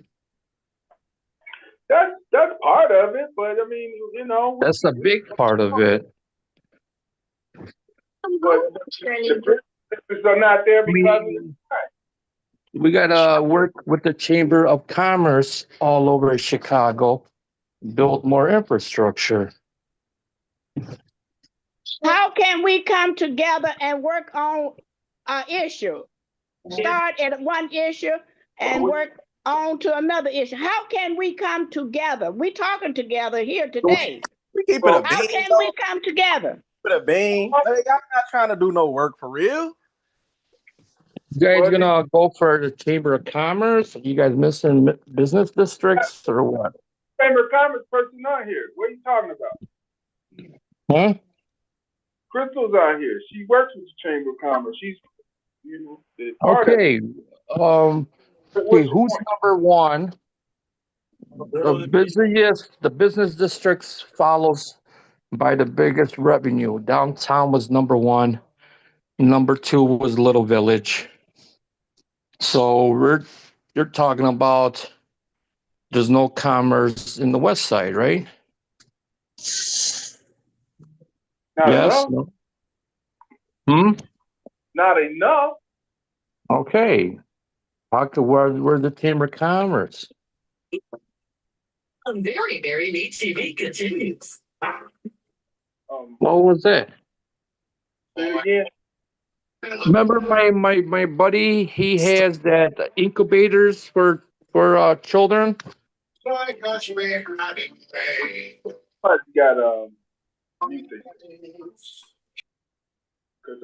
He has incubators that start kids.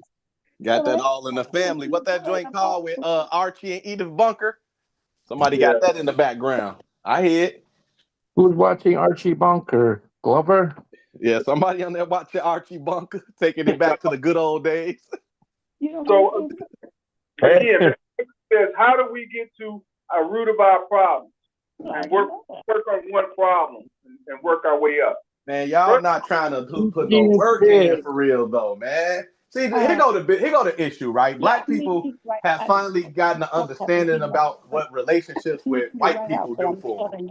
And you got too many people trying to create relationships instead of actually and moving in their own self-interest instead of actually getting something done for real. Like, man, we got to keep it a buck. Everybody on this, man, if I'm good, then I'm good. Ain't nobody.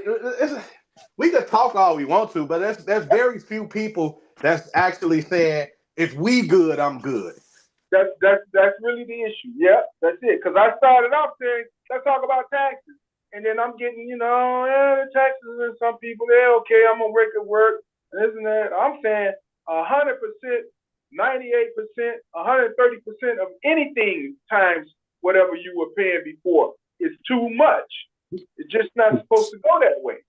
But most people don't feel that's the issue. We don't have to work on that issue.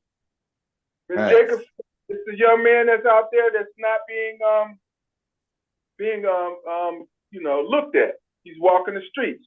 So I'm like, okay, how many of the people see those kids like that? Because if it's just that one young man, we need to address that, but we can't address that by a citywide meeting about one young man.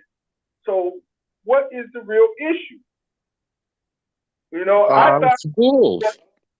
I'm gonna be honest. I feel like Walter got it right. We have to start talking about economics. That is the real issue. The issue is that if you look at what is happening in Austin, the median income is about 42,000, I think it is, and it's probably lower than that. So, although we have some rich people, maybe some wealthy people that live in Austin, we have a lot of elected officials and all type of stuff. People that are high six-figure earners and multiple six-figure earners. But that doesn't speak to the whole of the population, right? And so going back to this idea that, we got cranes going up, but they are mostly nonprofit and we have no business districts. We keep talking about crime and look, Ms. Jacobs works with and we all have to a degree. Black Workers Matter. What the back of the shirt say? Nothing stops a bullet like a job. Where are the opportunities? Right. That's the issue. I think even that's rooted in property tax. Again, they talking about the lack of economics is what's driving our property taxes up right now. So if we had economics in our community, does that mean then our property tax will be offset by the economics? Well, yeah, it does. It does. You're most definitely right. And then in schools, they don't teach business. Incubators. Yeah, but that's a whole nother thing right now. But like in high school too, they left the good parts out as high schools. I wanted to highlight when Mosaic said, where he go? When he said we need to go and look at working with people through Peacebrook. That's what I wanted to highlight. I almost had a heart attack. Peacebrook is the story of the West Side. Good money, the story of the campaign. Time exchange is the story of people helping people with their time. What happened to him? Where's Mosaic? No. I wanted him to expound more on it. He touched on it earlier. But again, what is the issue? Because I thought economics, money. Economics is the issue. Hold on. I thought the issue was hunger for a minute because people were like, oh, well, we're not going to have our SNAP. We're not getting paid from the government and all this. So what do? We go out and even then, though, the root cause of that is economics. You got to be on SNAP because you ain't got the money. Got the turkey, they would have something to eat for Thanksgiving. So tell me, why did we give out all these turkeys yesterday if the food wasn't even an issue? I mean, well, that's just politics. The turkeys is politics. We got to keep it a beat. That's just politics. NAC gave out your hearts. No. I'm saying NAC gave out turkeys yesterday. It had nothing to do with politics. I got a group of guys together. We came up with a bunch of money to get 100 turkeys, and we gave out 100 turkeys. So, well, God bless. You're a saint. Yeah. Well, with the exception of NAC, everything else is politics. Yeah, that's it. I mean, let's keep it a buck. It's politics. And look, and as I always say this: politics is just the relationships to get to the resources. You know what I'm saying? And people are resources too. However you want to look at the resource that is a person. You know what I mean? They are resources. We are resources as well. So it's just politics. It's just about trying to cultivate relationships, build relationships, especially and hope that relationship or that gesture will be remembered when it's time for reciprocation on that gesture. You know what I mean? Like that's all the politics. That's what it's about. You know what I mean? So it's an opportunity. Don't let it go to waste. Right, and it's great to help people, but we got to call it what it is, though. But I don't think politicians understand anymore that they really, kissing babies and giving out turkeys, that's not really working for them anymore. Because guess what? People take the turkeys and they go, yeah, whatever. You got to give me a turkey. Just did when I gave them out. We gave them out yesterday. There was a car that came around again. I'm like, wait a minute. And then the second time they wanted to get two. It's like, no, you can't have two. I mean, I give it to you came back, but that's not happening like that. We're trying to give out to others that may want one, but can't just hoard the turkeys now. I mean, what are they gonna sell the turkeys later? Man, listen, it ain't nothing but a little hustle. Well, when you give, what do you mean? Because you're a smart guy. Oh yeah, I got a turkey for sale in the trunk. You want a turkey? Well, that's the whole problem. Get that, gang. Some people are in need, and some people just in greed, and we got to get away from that part. But again, we do. God has said to Steve. Who is? Go ahead, Beard. I heard what Crystal said before, and it makes a great deal of sense to me. And, and I agree with what DeAndre just said, that the people are a resource, but I would say that's the vital resource. We're in a service economy, and service economy just means people serving each other. That's all it means, as opposed to making things. But there are things everywhere.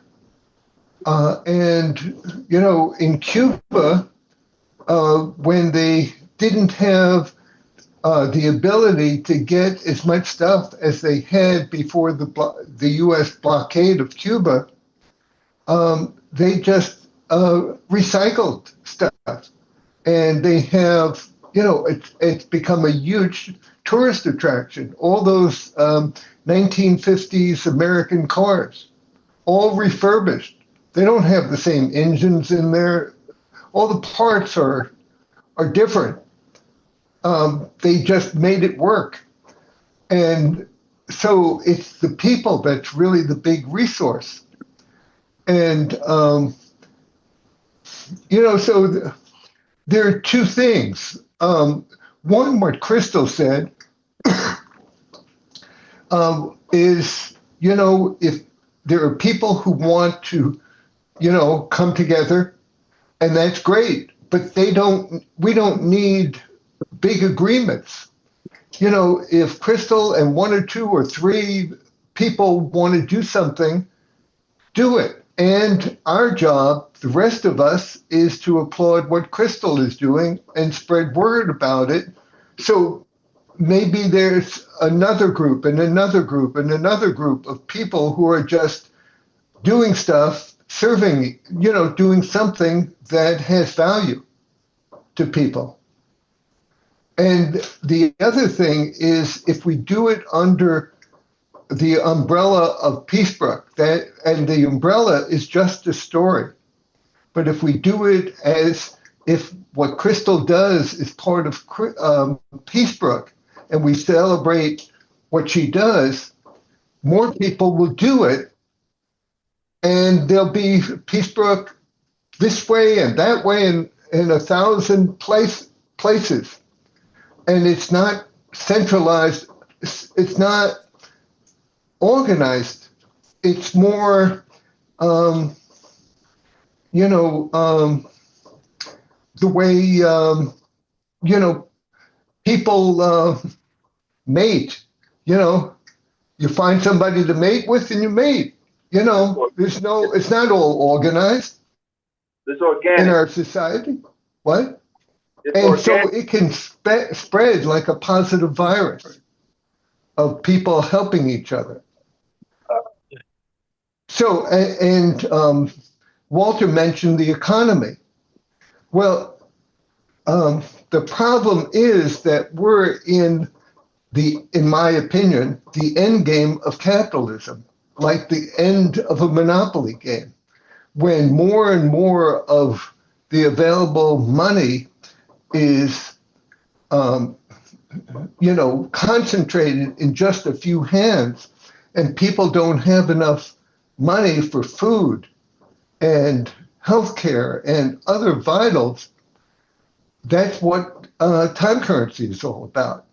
And the more prices increase and the less dollars we have, we turn to each other and help each other more. And that will put, eventually, when it gets enough people doing that, there'll be pressure on the dollar. It can't keep raising the price. There'll be a countervailing force. And the more we help each other, the more we all become that countervailing force to rebalance things, to get things, people respecting themselves and each other. So that's what. Thanks for listening to all that. Oh no, you missed out, man. I almost had a heart attack, man. Mosaic said, what we gotta do is do what Barry said. We gotta start getting people together and doing what Peacebrook is about. And I'm like, wait a minute, what are you saying? He's like, no, I'm serious. But I don't know what. Steve, the more, it's not that we need to occasionally mention Peacebrook. That's not what it's about. It's about every day, day in, day out, looking for ways to help each other, to make a positive difference. Right. And when we see somebody like Crystal making that difference, we need to applaud it. Right. And the more we applaud it, the more we see it, the more we'll see it everywhere. Because it's contagious. It's like when you smile at somebody, it makes them feel better. Yeah, we try to be supportive. That's what we try to be, supportive. Yeah, but all the time. It's not just on Sunday evenings when we get together with Steve. We need to spread it on the blocks and everywhere. Right. Well, I think you're absolutely right. We should have had something more to just giving out our turkeys just to see if people needed one. We should have made sure that they reciprocated by helping somebody else. Yes. Can you imagine? what a difference that would make, even if out of the 100 turkeys, only 3 people did it. Right. Well, I could have said, you come in, bring us some stuffing, or if you bring some a vegetable, some vegetables, or whatever, and then we would give that to the next person along with the turkey, and they would give this, and they would be exchanging things. So yeah, next time we'll incorporate. So I just made my lesson plans for, as I was telling y'all about the circles that I'm gonna be holding with Black men that have experienced opioid addiction or are in recovery. One of my last circle, or my last lesson plan, is focused on like healing, like community legacy, and I can't think of the other piece, but within that, I actually will have them writing out one thing, a community commitment, one thing that they can do for the community. Yeah. And that's how we're gonna end. And so we're gonna have each man, and so it's supposed to be 60 men overall that I'm gonna have in these sessions over December to September. And if I could get 60 men to do one thing for the community, then we're gonna have an amazing opportunity on our hands to actually have people think outside of themselves. Well, that'd be great, and maybe you could do it as some kind of follow-up. Anybody who does something in 2 months or 1 month, whatever you think. So my and it's research, it's loosely research. I'll be keeping track of this as a scientific study, but we actually, September 16th is when we're going to bring everybody together with the hopes that all 60 men can actually join us, and we'll have testimonials, and they'll talk about their experience being involved in this particular program. And there is when I'll actually ask them about their community commitment and see if they had actually stuck to it. Yeah, and maybe forewarn them that you'll be asking them. And if they, so in case they forgot or whatever, you just, but that's the whole idea, is whatever, it doesn't matter what you're doing, pay it forward. Right, for sure. Yep. And if you do it, and Crystal does it, and Ella does it, and and I do it, and we all do it, it'll make a difference. Yeah, you're right. That would have been. I'm glad. I hate that I didn't think of this. I should have. It would have been a lot more effective if I would have said, if somebody gives something, Yeah, but hey, that you came to it now is fabulous. We're just taking baby steps in doing this, but the more we all are toddling around like a bunch of toddlers, the more, soon we'll be having relay races. Absolutely. Absolutely. So again, I'm going to ask the question, what is the issue that we should target? I think we're just so inundated with so many things that are going on in our communities, in our lives, in our city, in our country, that we just can't focus anymore. Well, Steve, what about the possibility is whatever you feel called to do? So we don't have to, so one guy's like DeAndre is going to focus on what he's doing with his 60 person group, and Crystal will do her thing, I'll do mine, you do your, so yeah, but I think as Jacob was saying, let's see if we can get more support or more people behind something that can get more momentum because of the numbers. That's what I think. Yeah. Well, what I find is it's just so difficult to organize stuff.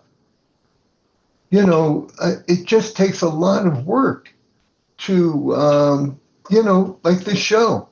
It takes a lot of work to do this show. And the same with DeAndre, what he's doing. It takes a lot of work to get 60 people. That's a big group. But if we all do what we can do, and we acknowledge each other's, and we call it all part of Peacebrook, then that'll build momentum. Right. And the more people who say that what they're doing is part of Peacebrook, the bigger we all, it lifts us all. Good point. Good point. Good point. Well, let me just say this, y'all. It's been a good conversation. I just thought, and I could be wrong, obviously wrong, because I thought people were going to be more engaged in trying to figure out situations based around these taxes. But obviously, it's not as big as what we think it is. Some have. Well, I'll say this. Here's one thing that you could do instead is really try to get people understanding about the taxes. So I'm going to be in connection with. She's actually a district counselor. Her name's Teresa Chandler, and she works with Fritz Cahey's office and of the assessor. So I'm going to have her on the line while I go through my tax bill, because I need to understand each item. And I do think that's part of it. Do we understand the tax bill first and foremost? Before we have a conversation about it, do we understand it? Because I don't. It's my first one. And I like to know what I'm looking at. And so I think that's where we start. So if we could actually find somebody who's willing. And here's the thing. I did reach out to her and ask her if she could come on the show today and talk about it. But she said she has to get authorization from the county to be able to speak. That's another thing. So if we were to get somebody that worked for the office, they would actually have to get approval to even have a conversation about it. But I'm gonna have a personal conversation with her so she can go line by line to tell me exactly what I'm looking at, and then offer up her thoughts about why it did get so high. And then I think that's how we'd have to start the conversation from a position of understanding before we can actually have it and try to do something about it. Because honestly, if we were to go in front of these folks and say, hey, my property tax bill is high, the first question they're going to ask us is, okay, so why do you think that? I can see it. Okay, what else?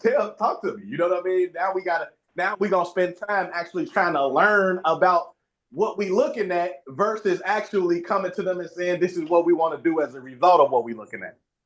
Right. Yeah, Andre, Oak Park, the township offers counseling to anybody who, and I don't know what the requirements are, whether you have to be an Oak Park resident or not, right. But essentially what it does is helps you appeal your taxes.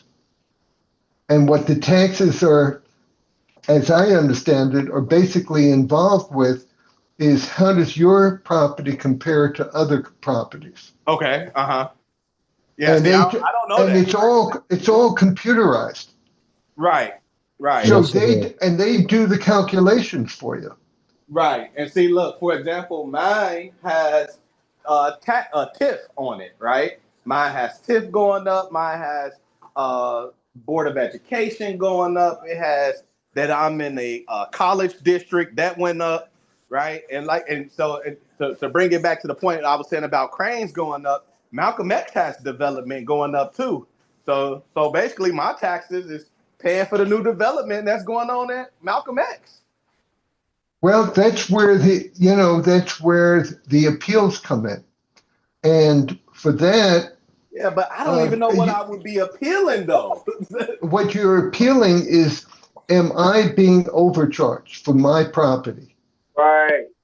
Based on the comps in the area, what everybody else. I think it's proximity to your property. Okay. And it's square footage.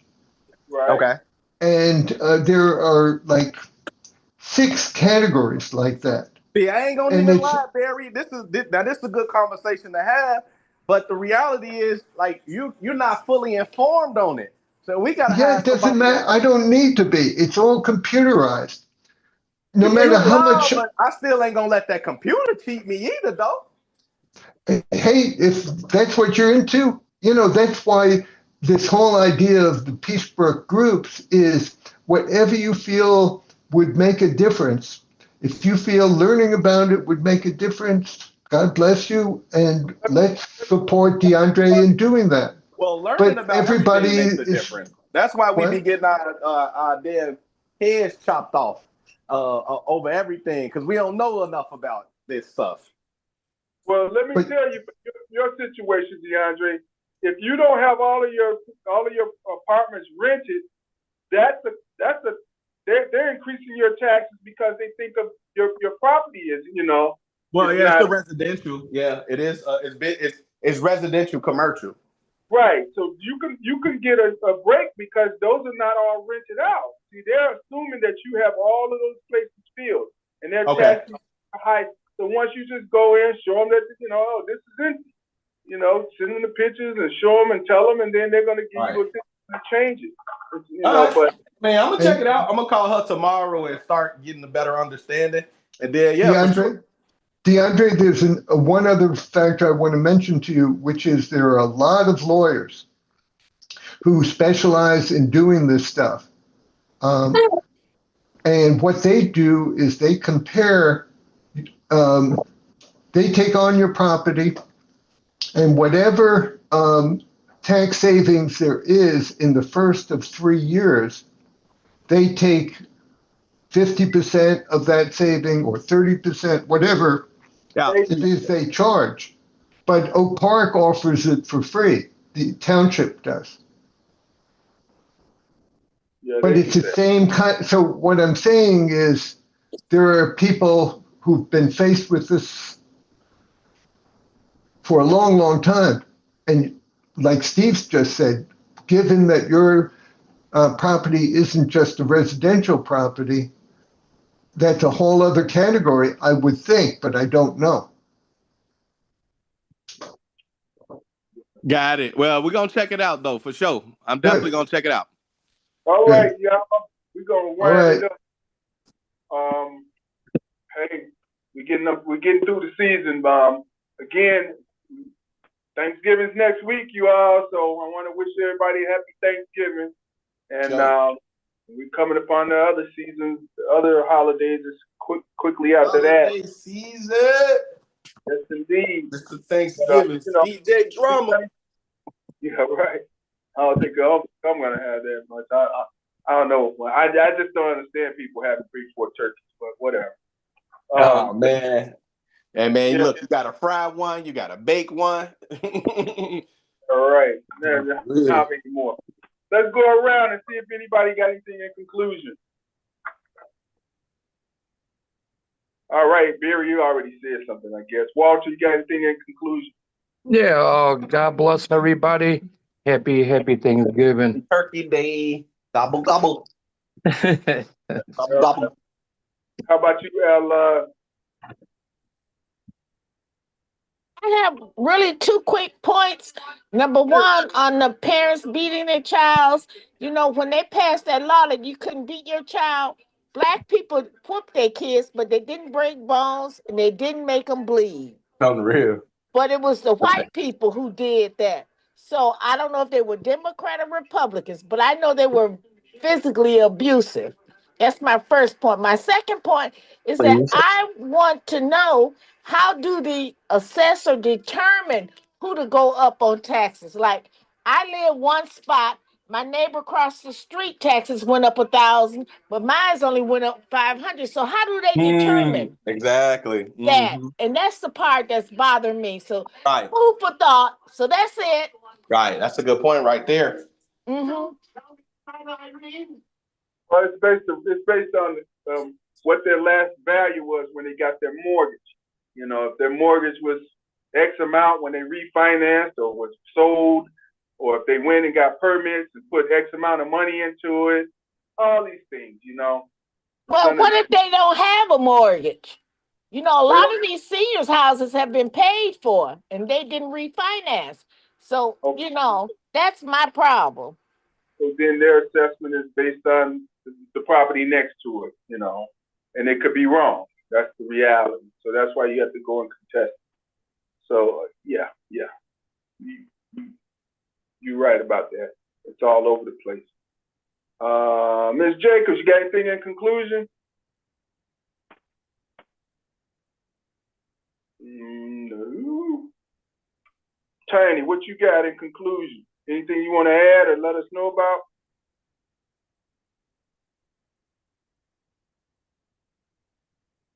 Crystal, what you got in conclusion? Anything you want to add or want to let us know about?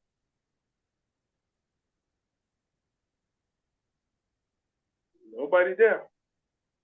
All right, DeAndre, you can take us out. Okay. Look, I wanted to say, Crystal's unmuted. Oh, okay. You want to add anything in conclusion? Crystal. What's up? Oh, I thought you did. Steve, do you hear me? Yes, we can now. Okay, I want to say happy Thanksgiving to everybody, but I think we need to call a meeting where they can break this down about these taxes, and we all seniors need to understand, and they give us the resources because it's a lot of things we don't understand about this tax thing. Okay. That's for sure. DeAndre gonna check into that when he touch base, right?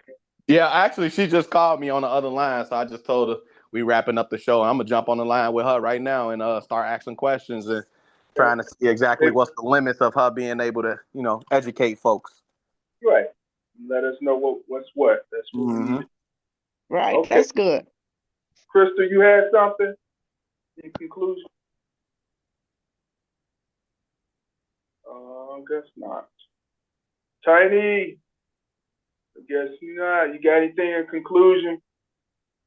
All right. Go ahead. Good night, everyone. Go ahead. Well, I was gonna say, I wanted to. Barry had called me the other day after we left the last show. He was saying that I need to be careful about saying that I was going to turn my basement into a classroom without it being properly coded as such. Making sure I have everything I need. So I definitely went and I started doing everything that I needed to do in order to prep for that, including having a fire person come out to check my basement to let me know what's what in terms of being able to do some stuff down there. So I wanted to say I appreciate Barry for calling and bringing that up so I could be on my point. But also, I did pivot a bit where we're going to do the education part upstairs, education and coaching for soft skill development upstairs. And that basement is, like I say, going to be practical use where people can go and tinker around with my pipes and all of that good stuff so they can get some hands-on technical experience. So it's not going to be fully a school down there. It's just going to be a space where people can come and learn, whether it's technically or just kind of visually, so that we can make sure that we on point with the codes. But I did get everything checked out, and so far so good. So shouldn't have an issue. And I'm about to start developing my basement next month with a goal of being able to launch this program in April. So look forward to doing so. It's not a lot that I have to do down there, a lot more cosmetically than anything, but still looking forward to being able to do that and have people coming through and learning the trades so that we can get them some opportunities, man, to really put some money in their pocket. Because like I said earlier, I do think that's probably the biggest challenge for us as a community is coming up with living wage opportunities and then having a technical skill set to be able to get those opportunities. So looking forward to making a dent in that issue at the very least. And so just wanted to say that, and then got nothing else to say. So happy turkey. We're going to probably have you come out to the meeting on December 3rd or 6th or 17th in Gailwood area to talk about the opportunity to put a school over there for what you're doing. Oh, okay, yeah, for sure. Because I know the Mars Factory, they are wanting to put something there that's relevant for the community. So hell yeah, if they make that into a trade school, man, that should be amazing. They absolutely need that. Right. You know whose idea is that? Huh? You know whose idea is that? Mine? No, mine. Yours? Walter? Part of it. Oh, okay. All right, man. Well, look, shit, we need it. We absolutely need something there. That would be great. That's a big, stupid space too, man. So hopefully they take and they don't just turn into some condos or something. Because I could also see them doing that too. Yes, that's true. But it's up to the community. So if y'all fight hard enough over in that area, then we'll get it. Yeah. But anyway, so definitely happy Turkey Day, gobble gobble. I like to say in closing, they didn't give us a seat at the table, so we created our own, and we have open seats. We're just trying to welcome y'all home. Thank y'all for allowing us to welcome you to Northwest Austin Council. Have a good night. Good night. Happy Thanksgiving. Right. Happy Thanksgiving. Good night. Happy Thanksgiving. Good night, all. All right, Bear, you have a happy Thanksgiving in California. Thanks. All right, later. Later.